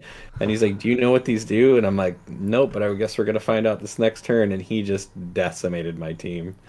Was that with maggots and lockjaws? Yeah, I think it was. Oh yeah, it was so rough. Yeah. I literally miscounted by one square. 040 Spider-Man makes a lot of builds at 25 points, especially Avengers, because you're getting Spider-Man family to everybody. Yep. I don't know. Let me see here. Screaming Mimi. Redmond and I play this piece. We like So I was really excited when they showed Screaming Mimi and then Moonstone. I thought we were going to get a bunch of Thunderbolts, or before they became Thunderbolts. And I think all we got is Screaming Mimi and Moonstone as far as like the classic ones, right? Yeah. Yeah, that's, Dan, that's all we remember got. when they made another Thor that was terrible? The Prime one? That was great. Dan remembers. That Prime Thor put in work for me in one tournament. Can we not talk about that Yeah. guy? Like, he doesn't even fly. No, you team him up with Ant-Man. You had what's his name, Falcon. Go ahead and move him up, and then you had your two Spiderlings with the die rolls, and you just crit hit. Hits pulse wave. I don't. Beautiful. I just. I don't know. Hey man, that was an amazing alpha that won me an online tournament. So I get. I think you're playing too much. Yeah. look, man, they can never make a good Thor. Okay, like they just can't. But you know what was amazing is that they didn't give him flight. Yeah, like he's literally flying. That was the and worst. My man is a boot character. Like, what are we doing? That hurt him so much. Yeah, He it was did. tired. Yeah. He was tired that day. He's tired. One piece I did want to try that I didn't get a chance to was the Legacy Iron Doom. I know he did. Same, yeah. He actually did really. Someone played him in Florida. I think they made maybe top 8 with him in the 300 Modern event. He was a pretty cool piece. Does a lot. I just never got around to making anything with him, but I thought he was pretty cool. 31B Iron Man on Stark Industries with the swapping the iconic set is wildly fun. Just if you want to play that type of like just the same character type of thing.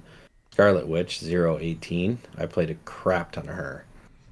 Yeah, she's real good for 35 points. Like, it's again, the only reason she didn't see actual play was Porter's, because she's literally sidestep, TK, barrier, perplex. That's Yeah. about as good as you can get. Bats. Oh, bats, yes. Great piece. I think that's about it for me, honestly. I thought the Legacy Squirrel Girl would actually see a little bit more play. I think it's probably just everyone's playing theme again. But being able to just run something up that can do support, I think is pretty solid. So with if Maggot does come off the bench list, I think this is definitely a piece that could make animal teams pretty strong. I know they're usually heavy alpha, but a support piece like this is pretty good for 35 points. Daniel, did you get a Thor Odinson Legacy? He wasn't bad. Yeah, no, he's bad. He's 15 points off the old version. You cannot convince me. Again, they don't know how to point cost Thor effectively. Like, what he does is neat, but he has such a hard time doing it because he doesn't break blocking, and the only way he's actually doing that is if he's mid-dial, where he's a 9, 10, 17, 3 with running shot to destroy a piece of blocking and then pop Pulse Wave. No, like his second trait is like the actual good thing that you might get off during a game. Like, I love this piece. The sculpt is immaculate, but you cannot convince me that he's actually okay. I just like to wind you up sometimes. The Avengers Prime thing was pretty cool, but just not good enough, especially 300 points. Yeah. It was also the outwit protection. Like if I'm running a 300-point piece, like I just like oof, that's rough. Yeah, this was a rough and the one. stop clicks being only the first time each time it's revealed. Yeah, that was rough too for 300 points. Man, like you're telling me I only get this once and he's my entire build? Oh boy. Yeah, this one was a hard one because it would have been really cool to run this piece on the map because it's the sculpt, everything about it's really cool, just not the points. It's dope looking. Yeah, like that would have been really cool. The 2 or the 1x2. Did you guys have anything else in Avengers 60th? I'm just looking for another Thor piece to crap on while Dan's on right now. I can't find one, though. It shouldn't be too hard. What about the chase wasn't that good? Besides... I was going to say the team up there card? even was one. Yeah. If you abuse the team up card, that's fine. But you're really just doing it for that. You don't want him actually on your team on the map. No. Oh, I don't know. He had his moments. He's a 12 attack. Yeah, Stop. I'm going to disagree. I thought he was fine. Plus, he had that nice BDSM outfit on. I was gonna say it's BDSM Thor. Like I don't, you can't convince me that this is like. And again, they don't. Like he does some really neat stuff, but he's just bad. Well, there's 4 Thors in this set, including the one on the Avengers Prime sculpt, and they're all terrible. So there's that, Dan. Yep. Well, there's not 4 Thors because Hammer doesn't count. He's not even Thor. He's just a straight up knockoff.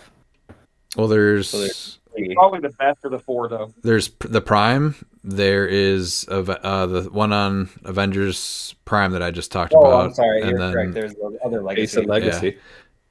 Yeah, the really good Legacy that you crapped all over. So. You cannot convince me this Legacy's good. 0 good Thors out of 4. Yep. They are 0 for 4. They cannot make a good Thor piece. They're just like, Thor, you're going to always be bad.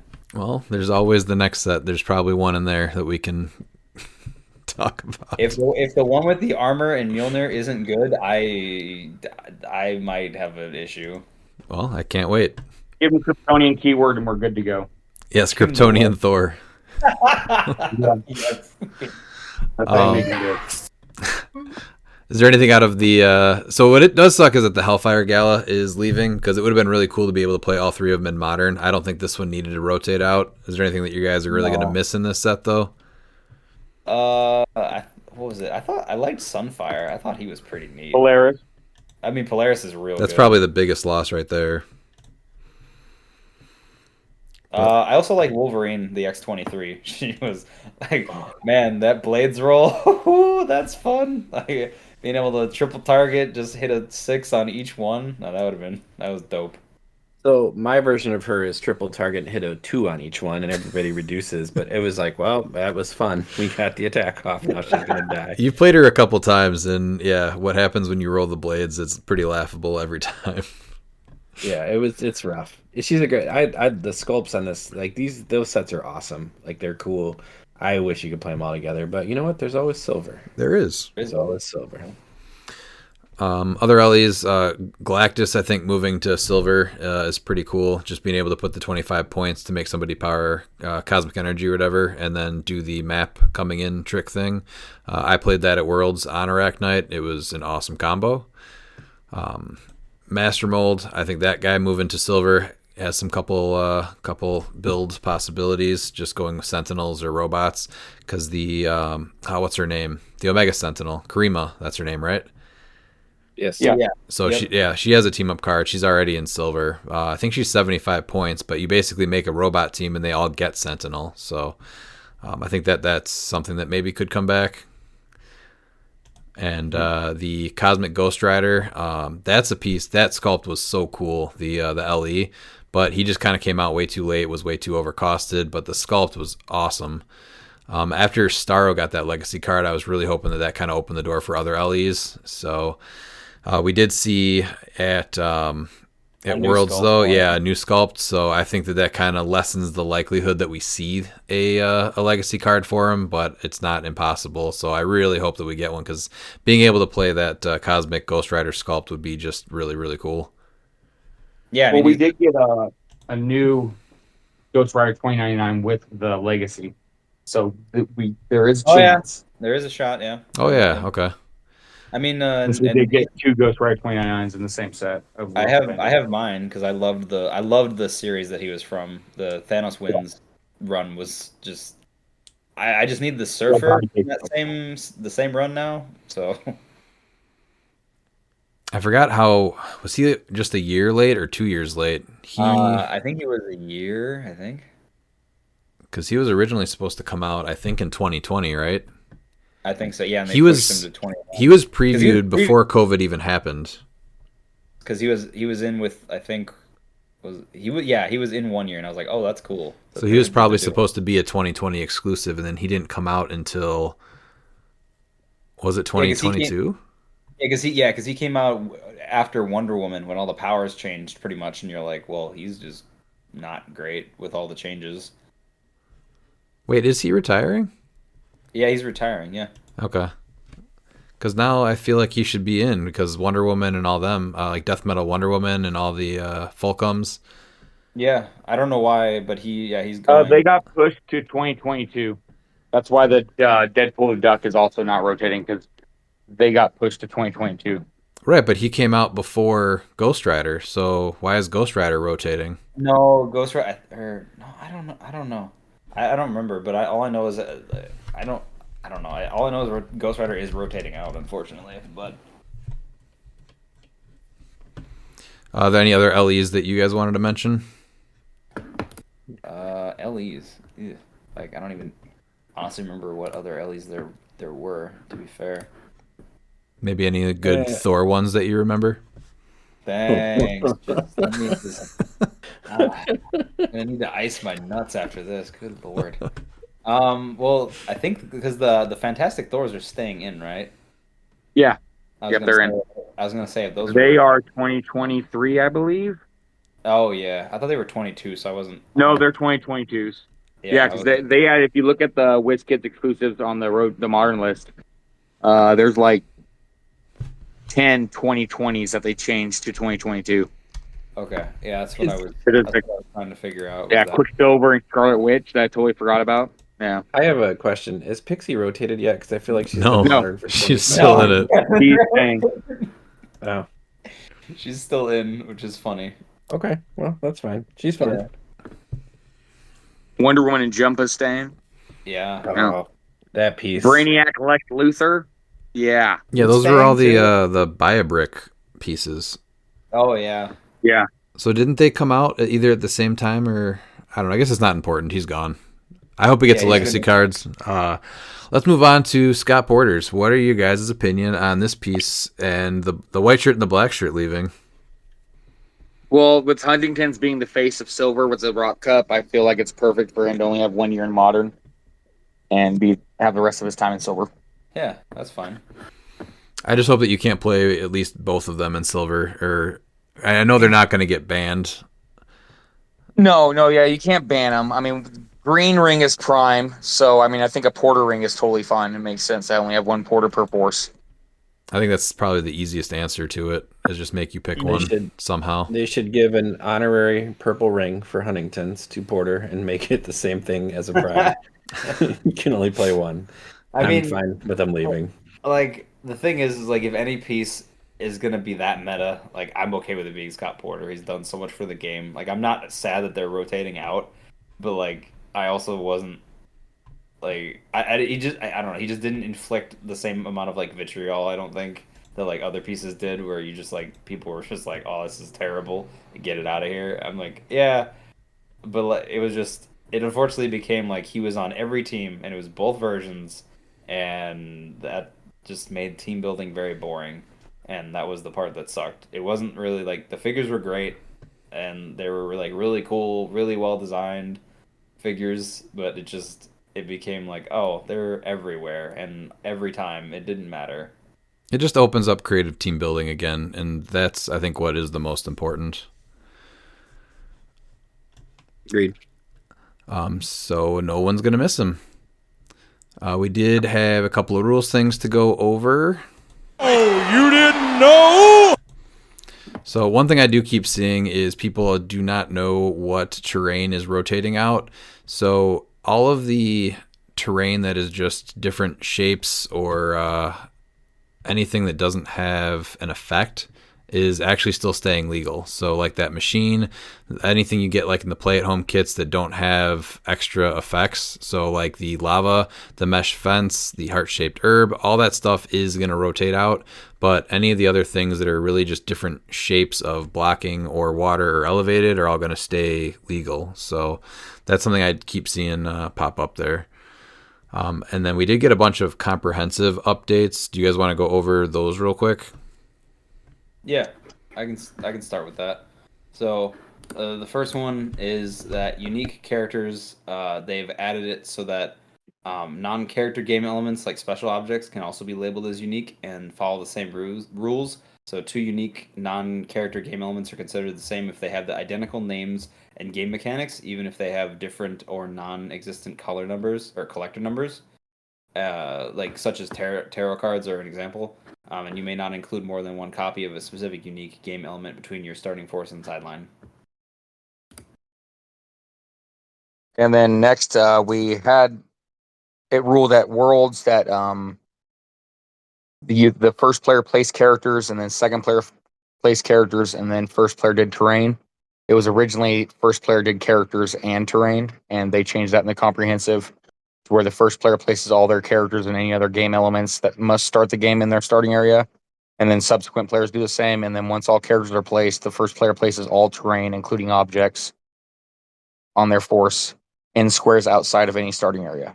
And then all subsequent players do the same.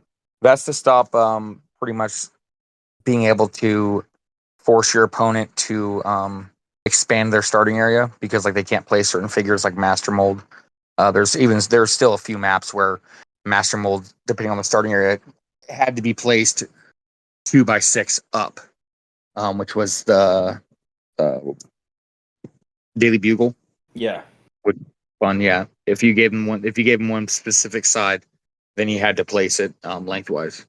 But yeah, this way you're stopping. They're I think making it a lot more even, so they're not forcing their opponents to be closer to them. The next one was 10.9. Before moving, some effects may instruct a character to perform an effect, quote, before moving.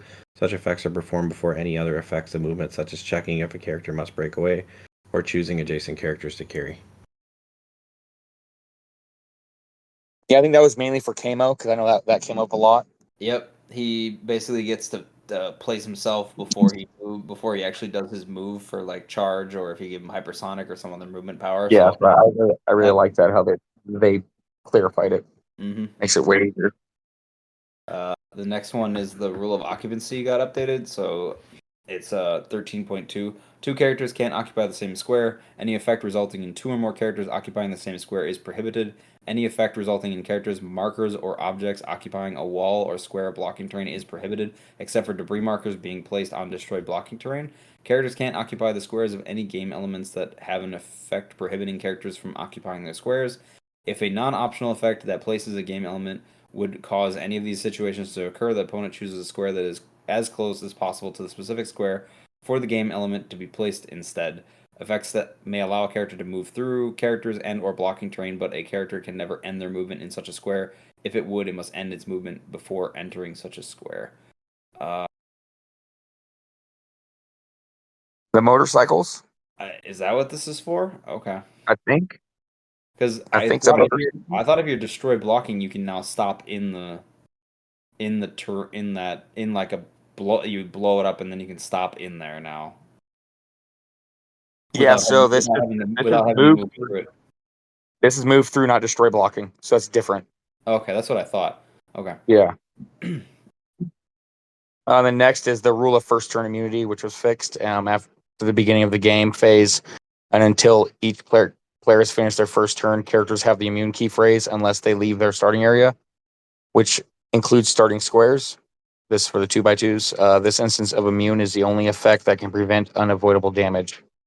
See 12.4D. That is the damage type, so by default, damage dealt has no special properties. There are two damage types listed that do have special properties. Penetrating damage, pen damage is a damage that dealt that can't be reduced, and unavoidable damage type of damage that dealt that can't be reduced or prevented from being dealt or taken by any effect except for the previous rule that Miles mentioned. Okay, that's good that they put it in both sections, so that way they're easily connected, so you can go back and forth them. Okay. Another one is 16.7a, which is transition squares and placement of terrain markers during game setup. During game setup, terrain markers may not be placed in transition squares. This includes the transition squares created by elevated terrain markers. Elevated terrain markers can't be placed during setup such that they would create transition squares in the squares of another terrain marker. So basically, you can't, like, if your opponent places a elevated with a bunch of transition squares, you cannot then place like a blocking or other terrain marker on top of it to mess with it. Yep, which came in huge at Worlds and when I went against Alex Mater. Yeah, because I wasn't able to place my blocking because where he places elevated. Elevated, yeah. And then next is that makes sense. That's how it works with the regular stuff. Yeah, the next is the update to tarot cards. All they did was add that a player whose starting force has at least one character with the tarot keyword printed on their card may construct a tarot deck. All the other applicable tarot rules for tarot cards remains the same. Which is nice that this it's in an article they actually laid it out. And finally, they clarified 25.10 with special dice. Some effects may call for a player to roll a die. Other than a standard d6, such dice are collectively called, quote, special dice. A special die might have more or less sides than 6. So that's probably with the upcoming stuff. Might be numbered in a way other than sequential numbering starting at 1, or might use symbols instead of numbers. Players can't use special dice unless an effect specifically calls for one or more to be rolled, and then they can only roll the number of the dice called for. If a special dice faces that have symbols that aren't numerals or pips, and the effect that called for that die to be rolled doesn't list an effect for that symbol, treat that symbol as the highest numeral on a standard die of its size. For example, on a special d6 with the faces 1, 1, 2, 5, question, the question would be 6s. If the question symbol were on a special d8 instead, they would be treated as 8s. If a roll containing a special die is re-rolled, the special die is re-rolled along with the rest of the roll. So these right now they count for the special dice from like the Deadpool Weapon X set, where you get like the Domino die and the Wolverine die and the Gambit die and stuff. So that's what we have right now, at least. Yep. Well, So you can still use with right? what's that, Miles? Oh, So you can still use the WizKids dice with designs instead of a 6, correct? Right. Yeah. If you know what the 6 is supposed to be, it's okay. That will also count.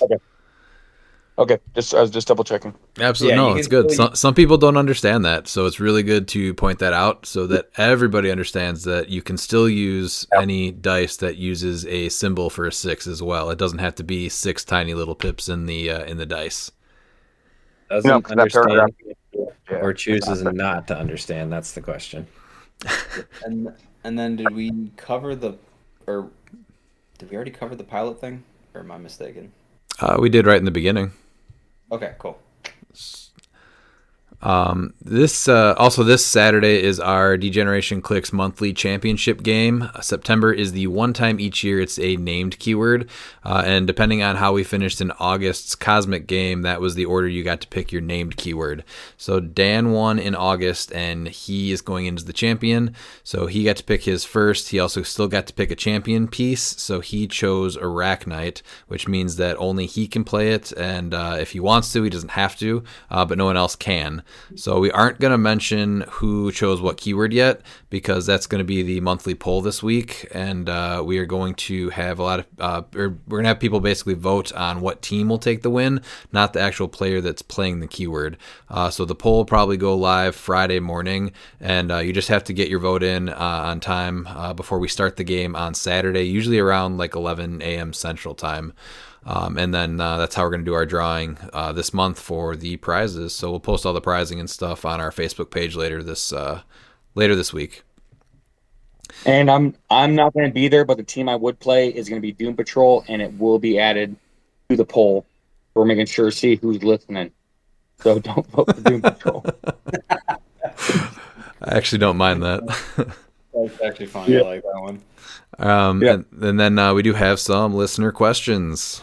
Your ass better call somebody! Anthony Barnstable has a few here. What pieces most need to be on a watch list post-rotation? I think the only main one is really just Myrn. I think that is the least healthiest piece in the game right now. What do you guys think? Yeah, that's simple. Just make it to where he has to be within 4 of a character for them to not be blocked. It simplifies it. He's still playable, but you actually have to get him up there. Yeah, which is the entire point. That would be fine. Yeah, I think Myrn is fine, and whatever piece Redmond's going to abuse me with for the next 2 years should be put on a watch list immediately. So reach out to Redmond so he can tell you that, and that's all I need to know. And then also Major Logan, just because I think he should be unique, and obviously you're not going to add figures to be unique. So I'd like to see him like it's a unique modifier, so you only benefit from 1 on your force instead of 2 or 3. That's not a bad idea. I didn't think about that one. Dan, did you have any? I mean, you guys kind of covered it. Unfortunately, that's pretty much like where that's at. Is like you guys. I mean, you pretty much covered, I think, like the major problem pieces that I can, like, off the top of my head think of. What about the super broken Thor from that one set? I think plant markers do need to be looked at.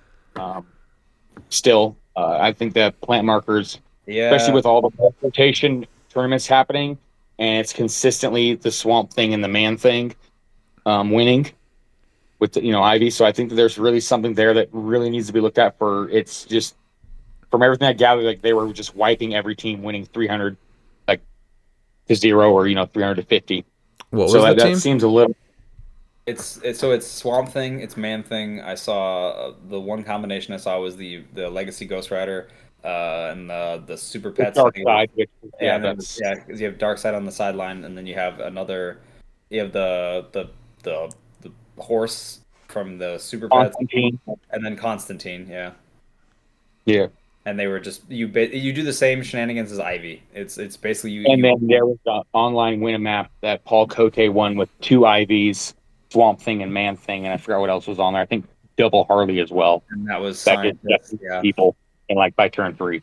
Like it was not even close. So yeah, I think the plant markers need to be looked at because like that just seems really interesting that post rotation the same mechanic is just destroying the opposition like right off the bat, and it's not a new mechanic that people weren't expecting or haven't really seen.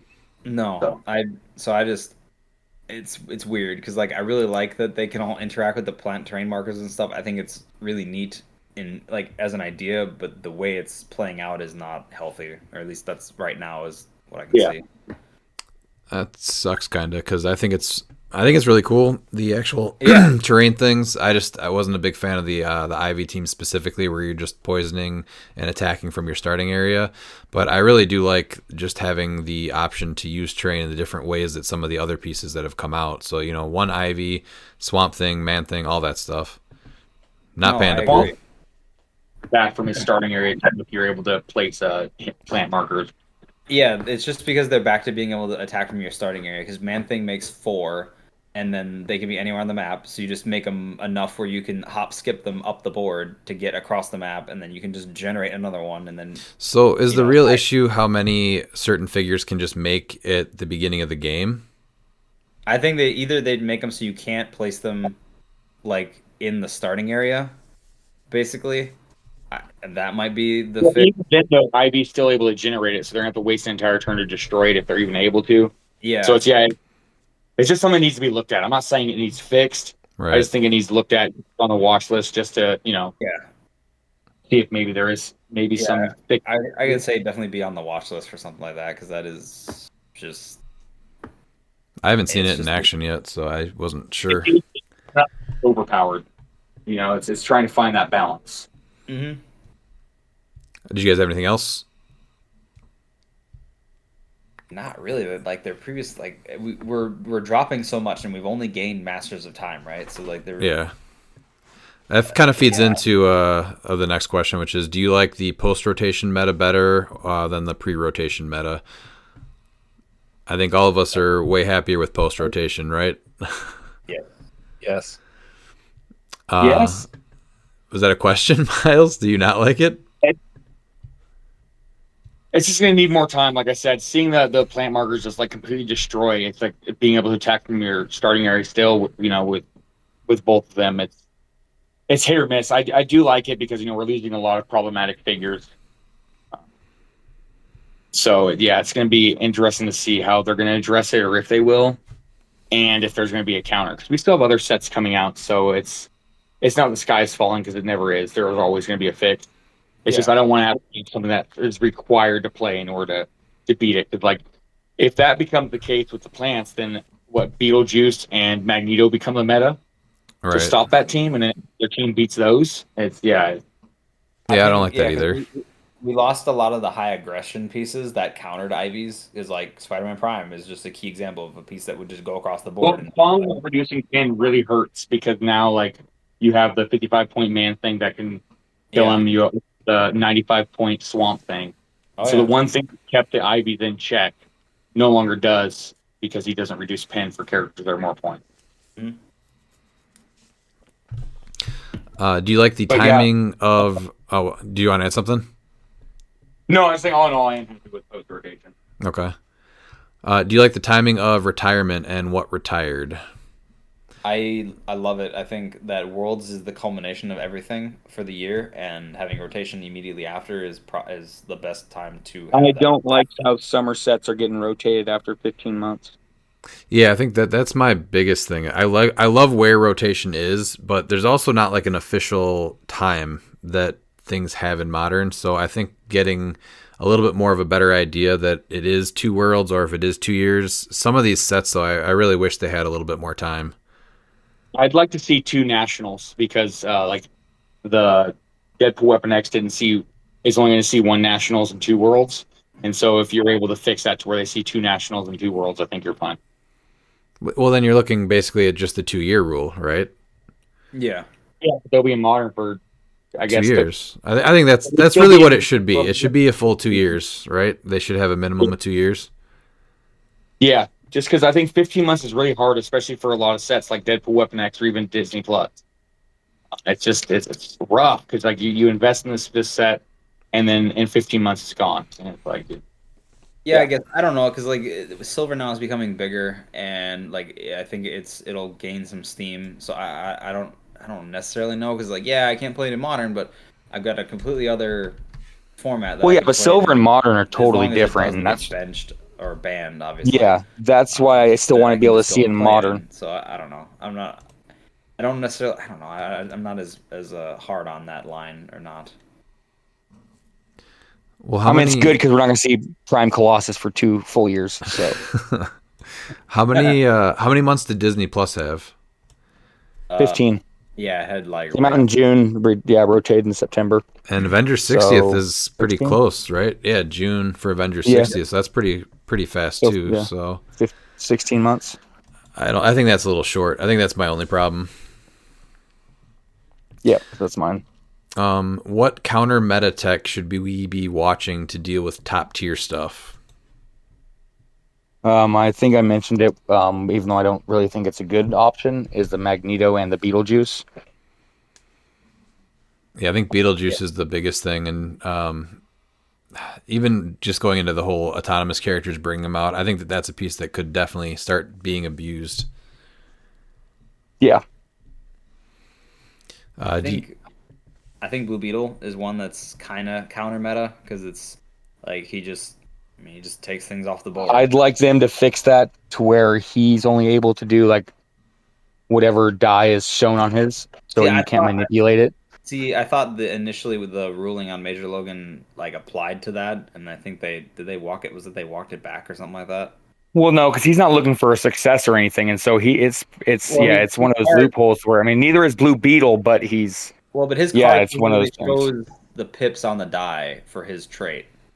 So, but so does super senses for success, and so like how do you rate a success? That's where that's where the muddy waters comes into play with Blue Beetle. Yeah, because as of right now, it works with the +1. Yeah, I get that. I know it can't be re-rolled or replaced or anything like that. But no, with Major Logan though, you're able to make it a 4 through 6.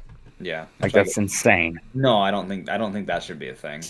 No, but that's like he's I guess one piece that I would think is like if you're looking. Absolutely. Counter, he's pretty good at it. But is that a good team? That's half your team right there. No, he's just talking about just Blue Beetle, not Blue Beetle with Magneto. Yeah, no, Major Logan. That's Major Logan. Well, I mean, I guess not half. It's a little under half, but yeah, I mean, you can. It's one of those. It's iffy. I don't like the strategy. People are gonna try it. Yeah, Blue Beetle's still good with Mystical. I mean, yeah, Mystical is still insane, especially with the Camelot team up card. Do you feel your local tournament scene and playgroup adequately prepared you for Worlds, or what will you change this coming year to prepare more thoroughly?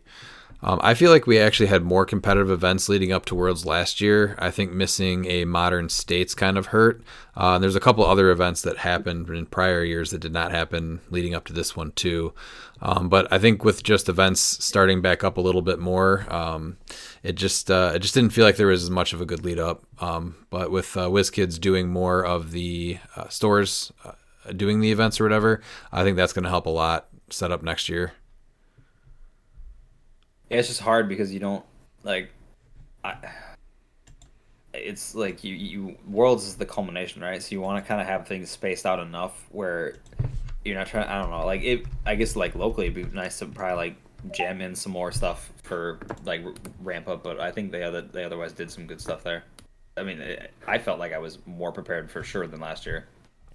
I don't have a local that's close enough for me really, so I just tested online, and I think my prep for next year is actually trying to get more games in because you can't prepare for everything. And even though if you have your placement ready, I still think play testing against different builds is the way to go. So I think it's also worth mentioning that the shakeup, like a month before, just changing some of the crazy broken pieces, that kind of took practice from a lot of people away, and it really didn't matter how much you got in any event.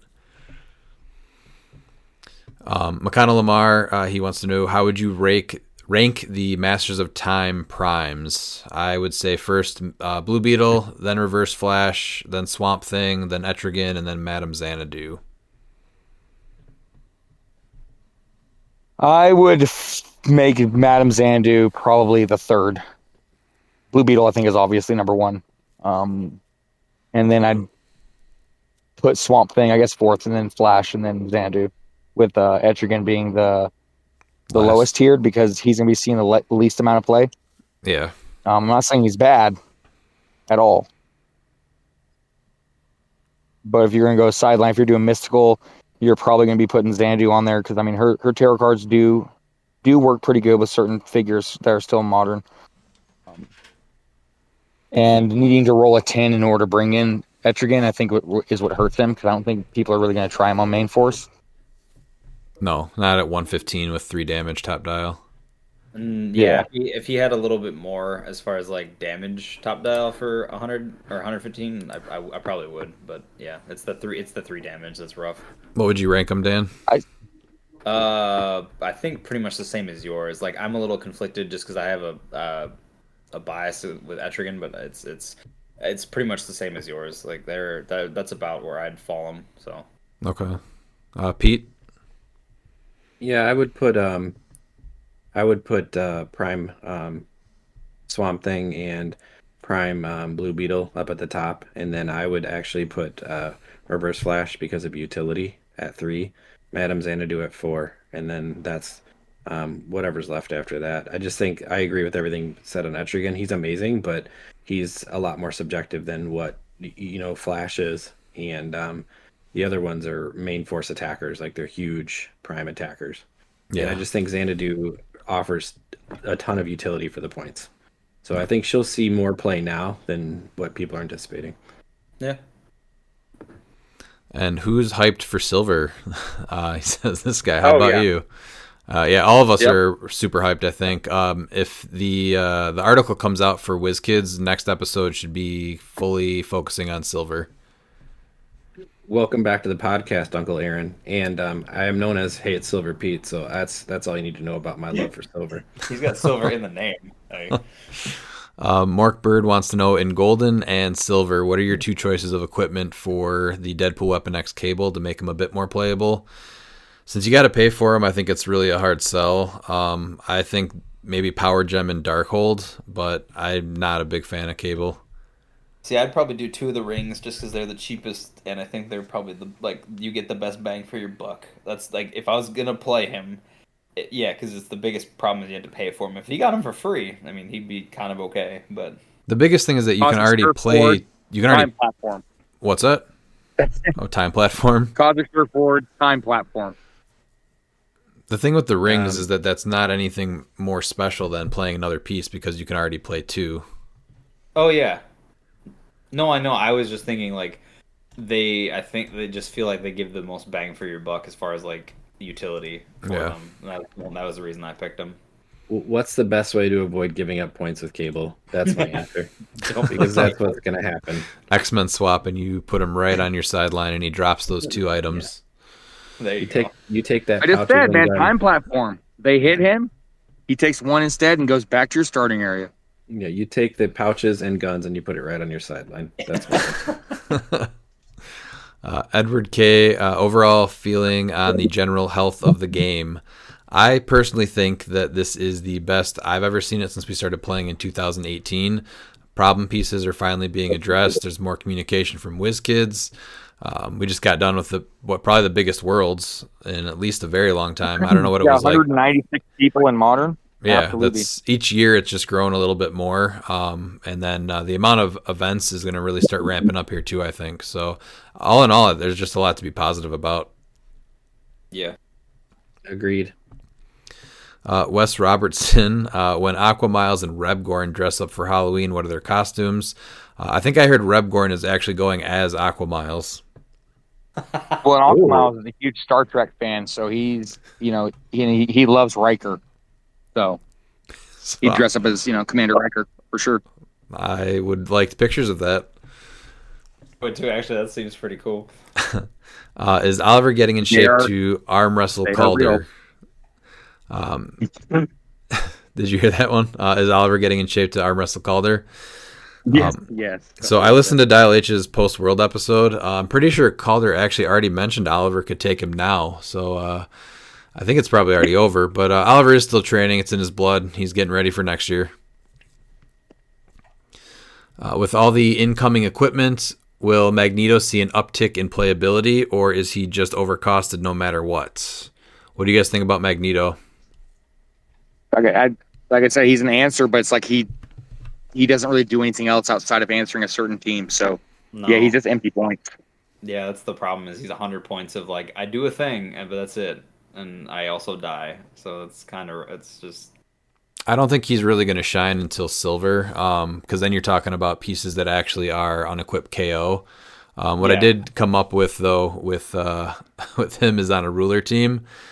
You play him at 175 Death Metal Wonder Woman with Tauret, so she's got the support on him, and then it's just a bunch of Legacy Daredevils and the Traffic Barrel, and then you just go up with all the Daredevils and base them, and then he unequips everybody, and then the Daredevils quake to destroy the equipment, and then he's able to stop the reduction of damage.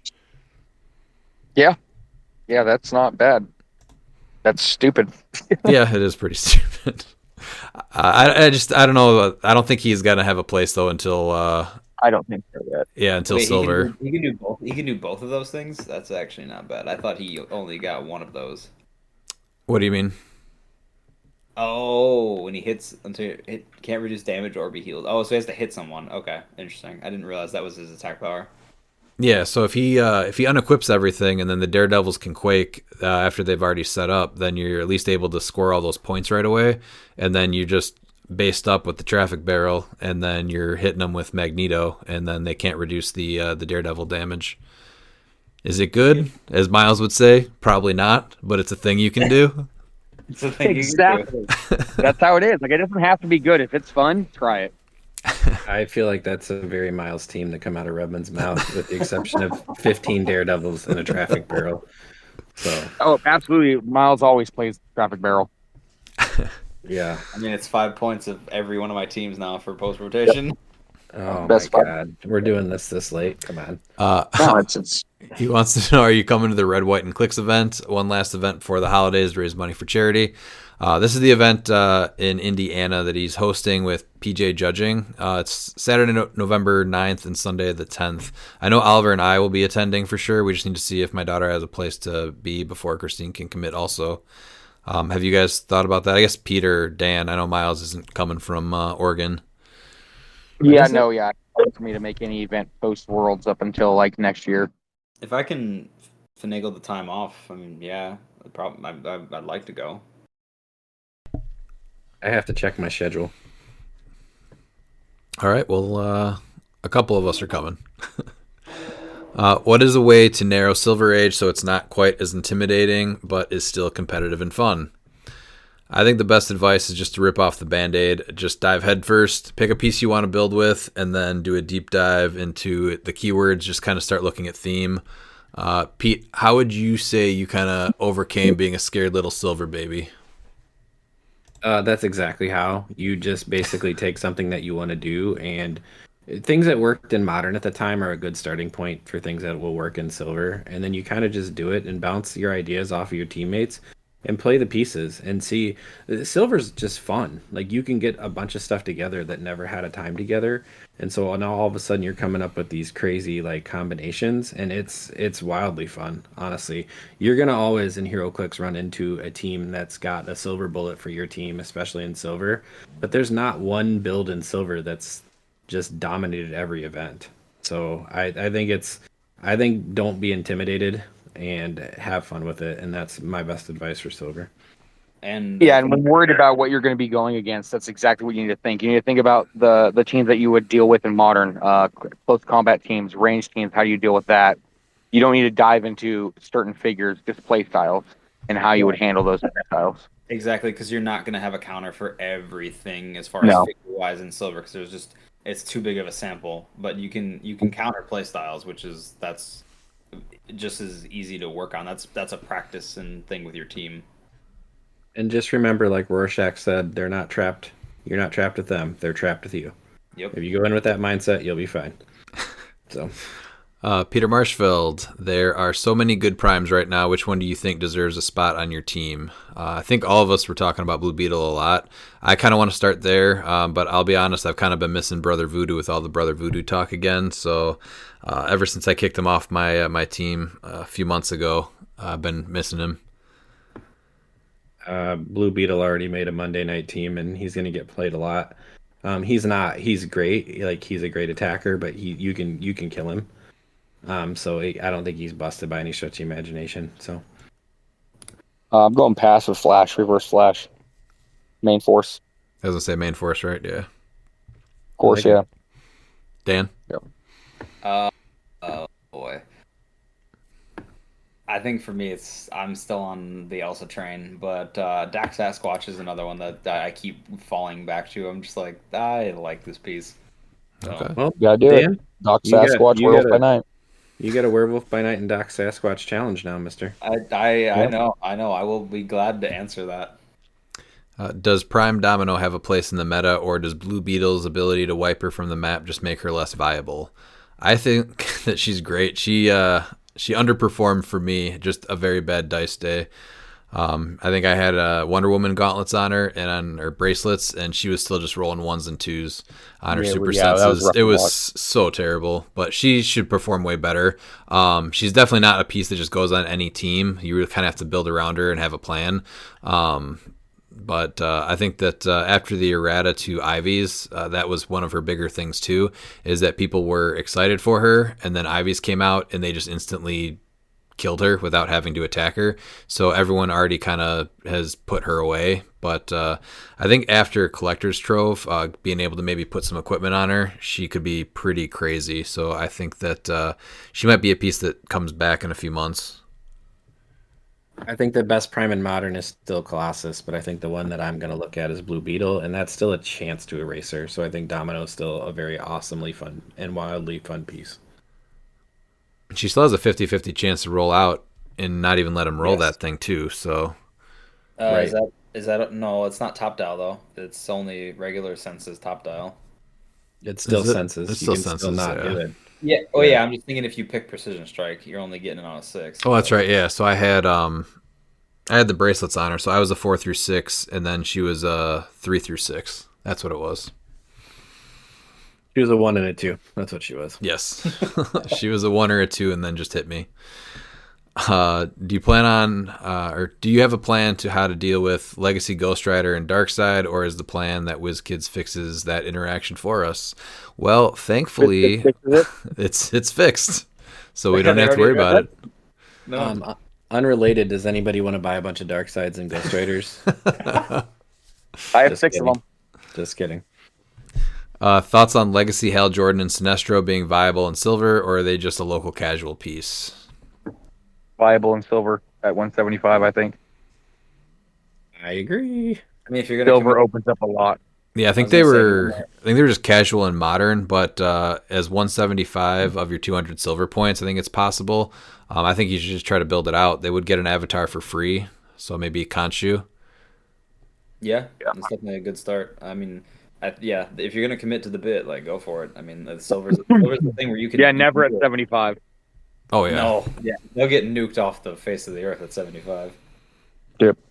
Thoughts on King Arthur plus Old King Thor? Smart idea or bad idea? I think King Arthur is a great play, but Old King Thor is not.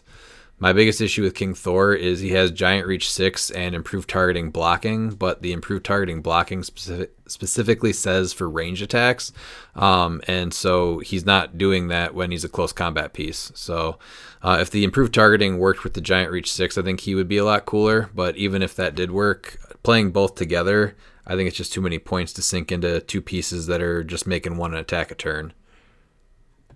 I was gonna be like no, because again, they don't make a good Thor piece. This is like he's at least kind of close, but still bad. What if he becomes silver? Maybe. No. I've had way worse ideas for teams than that, Peter. So be great. Just be great. Do it. Smart. It's a bad smart idea. I like it. Jason Phillip wants to know, with Scots rotating out and theme teams not being as important, what pieces do you see rising in the meta?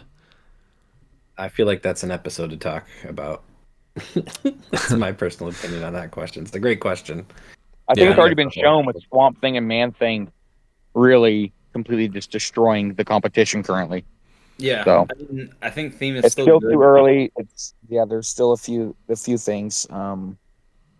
Originally, But, we were yeah, going to talk Swamp Thing, a little bit more about the future stuff, but we're kind of running long, so that'll be a separate episode. But I think the main thing is that there's not like one piece or one team that's really going to rise to the top. I don't think so right now. I think it's really going to be just people need to be a little creative with their builds.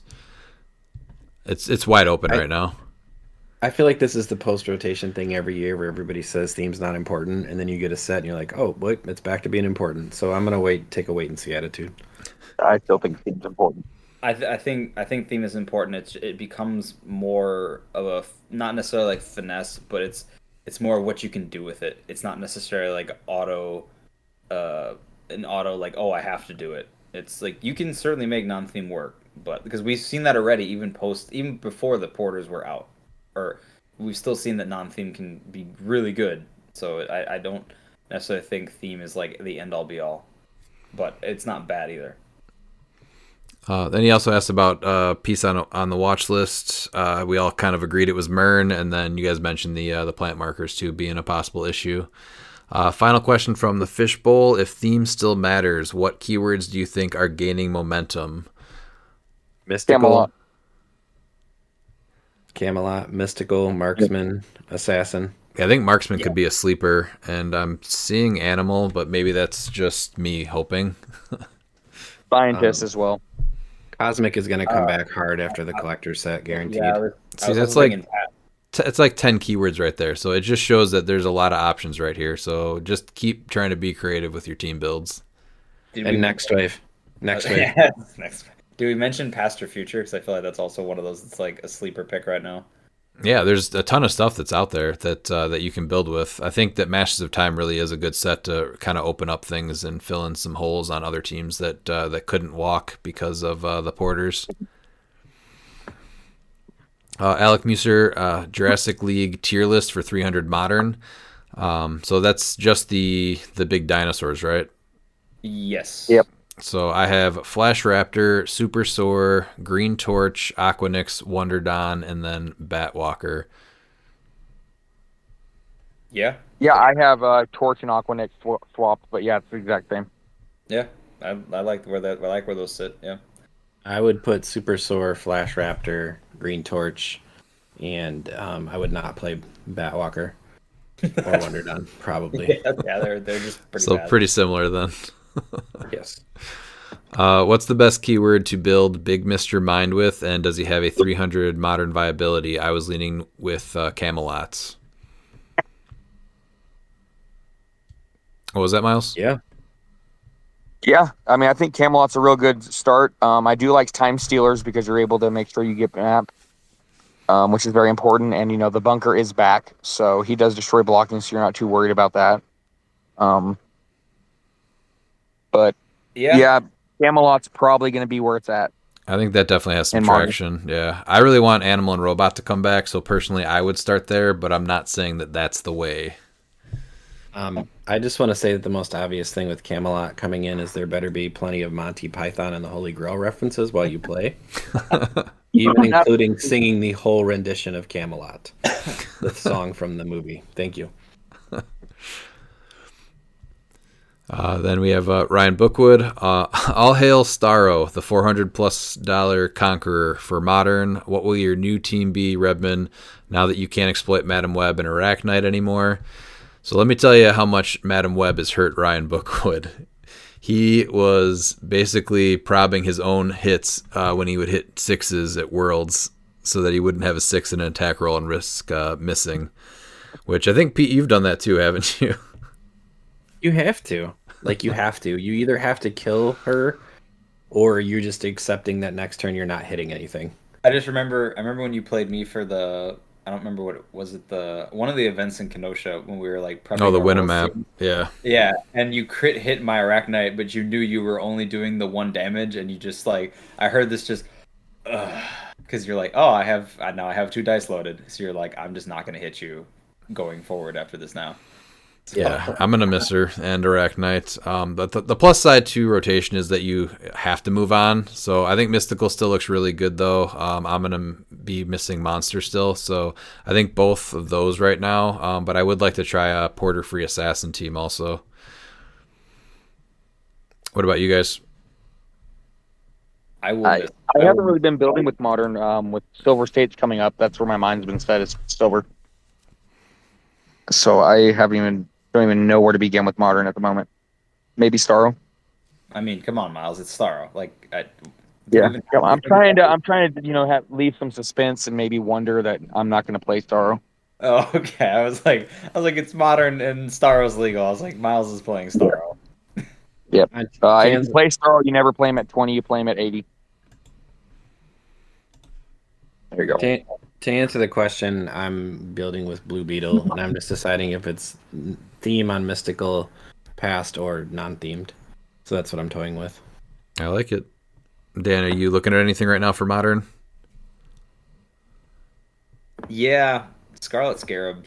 Like I've been wanting to play her for a while, and I love that piece. So Dan, you have a Doc Sasquatch and Werewolf by Night to fill out here. So let's go back to Yeah, you're gonna have to put that on the backdrop. Yep. Yeah, I know. It's Werewolf by Night. It's got to happen. Oh yeah, no, I know it's got to happen. So It's gonna happen until you get cut with it. You can't just do one suck and say nope. You got to back drawing board. Which pieces get a solid look moving forward? I still think King Deadpool and Elsa is something I'll probably stick with because they are good on both Monster and Mystical. Same with Legacy Daredevils. I think I have 6 figures and 5 Legacy cards, so I need 1 more card for number 6. And then just Black Lanterns without Black Lantern Superman on a monster team sounds really fun. And that might even be the direction I go with Silver. I was just gonna say not Black Lantern Superman, but obviously we talked about Blue Beetle and Elsa and King Deadpool are a great option. So that's kind of the stuff I'm toying with. Man Bat. I still think there's something there with Man Bat. I like him with the Hell Mern Cycle. hurts him. Yeah, Mern hurts him because he can't really, modify his attack, but that's fine. Dan, anything sticking out with you? I mean, obviously the Werewolf by Night thing, but I'm always gonna rotate back or like fall back to the Shark. Like, that's my boy. Okay. Yeah. I definitely think he's a better option now after rotation. Oh yeah. I'd like to see some teams with him. He's always a piece that I fall I'm like, but the Shark though. Austin Murray wants to know, are you all doing a tier maker? It's been a while since I've seen anyone do one, so here's mine. Actually, I thought that that's not a bad idea. Are you guys up for doing tier makers for the sets? I mean, yeah, we can just post them like for whatever set. Yeah, like I don't know if we go into them as far as that, but we can certainly post them and be like, here's what we think. Yeah, that's a good idea. I did take a look at what's that? You're not gonna get anything of value from my tier makers, but sure, I'll do it. We could probably honestly not even put our names on it, and then they would just be able to tell which one was Pete's. Yes. Yeah, applies if they can actually pick whose is whose. Yes, that's actually a good one, actually. Cool. Could you figure out who's by the tier maker? I like that added little bonus there. I looked at Austin's though; it actually did look pretty good. I did not see Prince Kal-El though. Whoa! Oh, he's not in the triple S tier. Oh, F. He's the worst of the chases. Like I'll stand by that decision. So is it just cut off? Was there no F tier on there? That's what I'm thinking. That's the only thing I can think of. Because Diana is playable and Zala. I just don't like it. Yeah, I think it's just not good. It's sad. All right, here's the question. Gun to your head. Build a team. Black Lantern Superman or Kal-El? Black Lantern Superman. Black Lantern Superman. Oh man, that's I gotta Do leave one that better. one. We're doing Kryptonian, Black Lantern, Superman, and Kal-El. Ooh, there's a team. Yeah. All right, the last question is from Lou Minotti. Can people stop with the Sleipnir and Ghost Rider having Darkseid as a pilot bullshit? So the good thing about delaying this episode today is that we actually got the fix this morning. I think that announcement made everyone's morning. Or didn't. Yeah.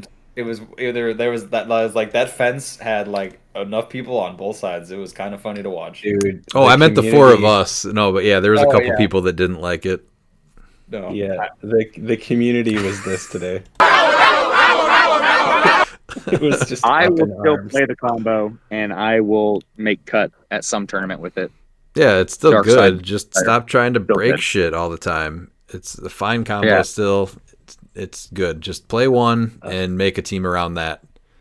Appropriately. They're sitting at their computers and they're like, I'm going to break this. So I'm not. I don't even. I'm not even joking. He wrote this yesterday, right?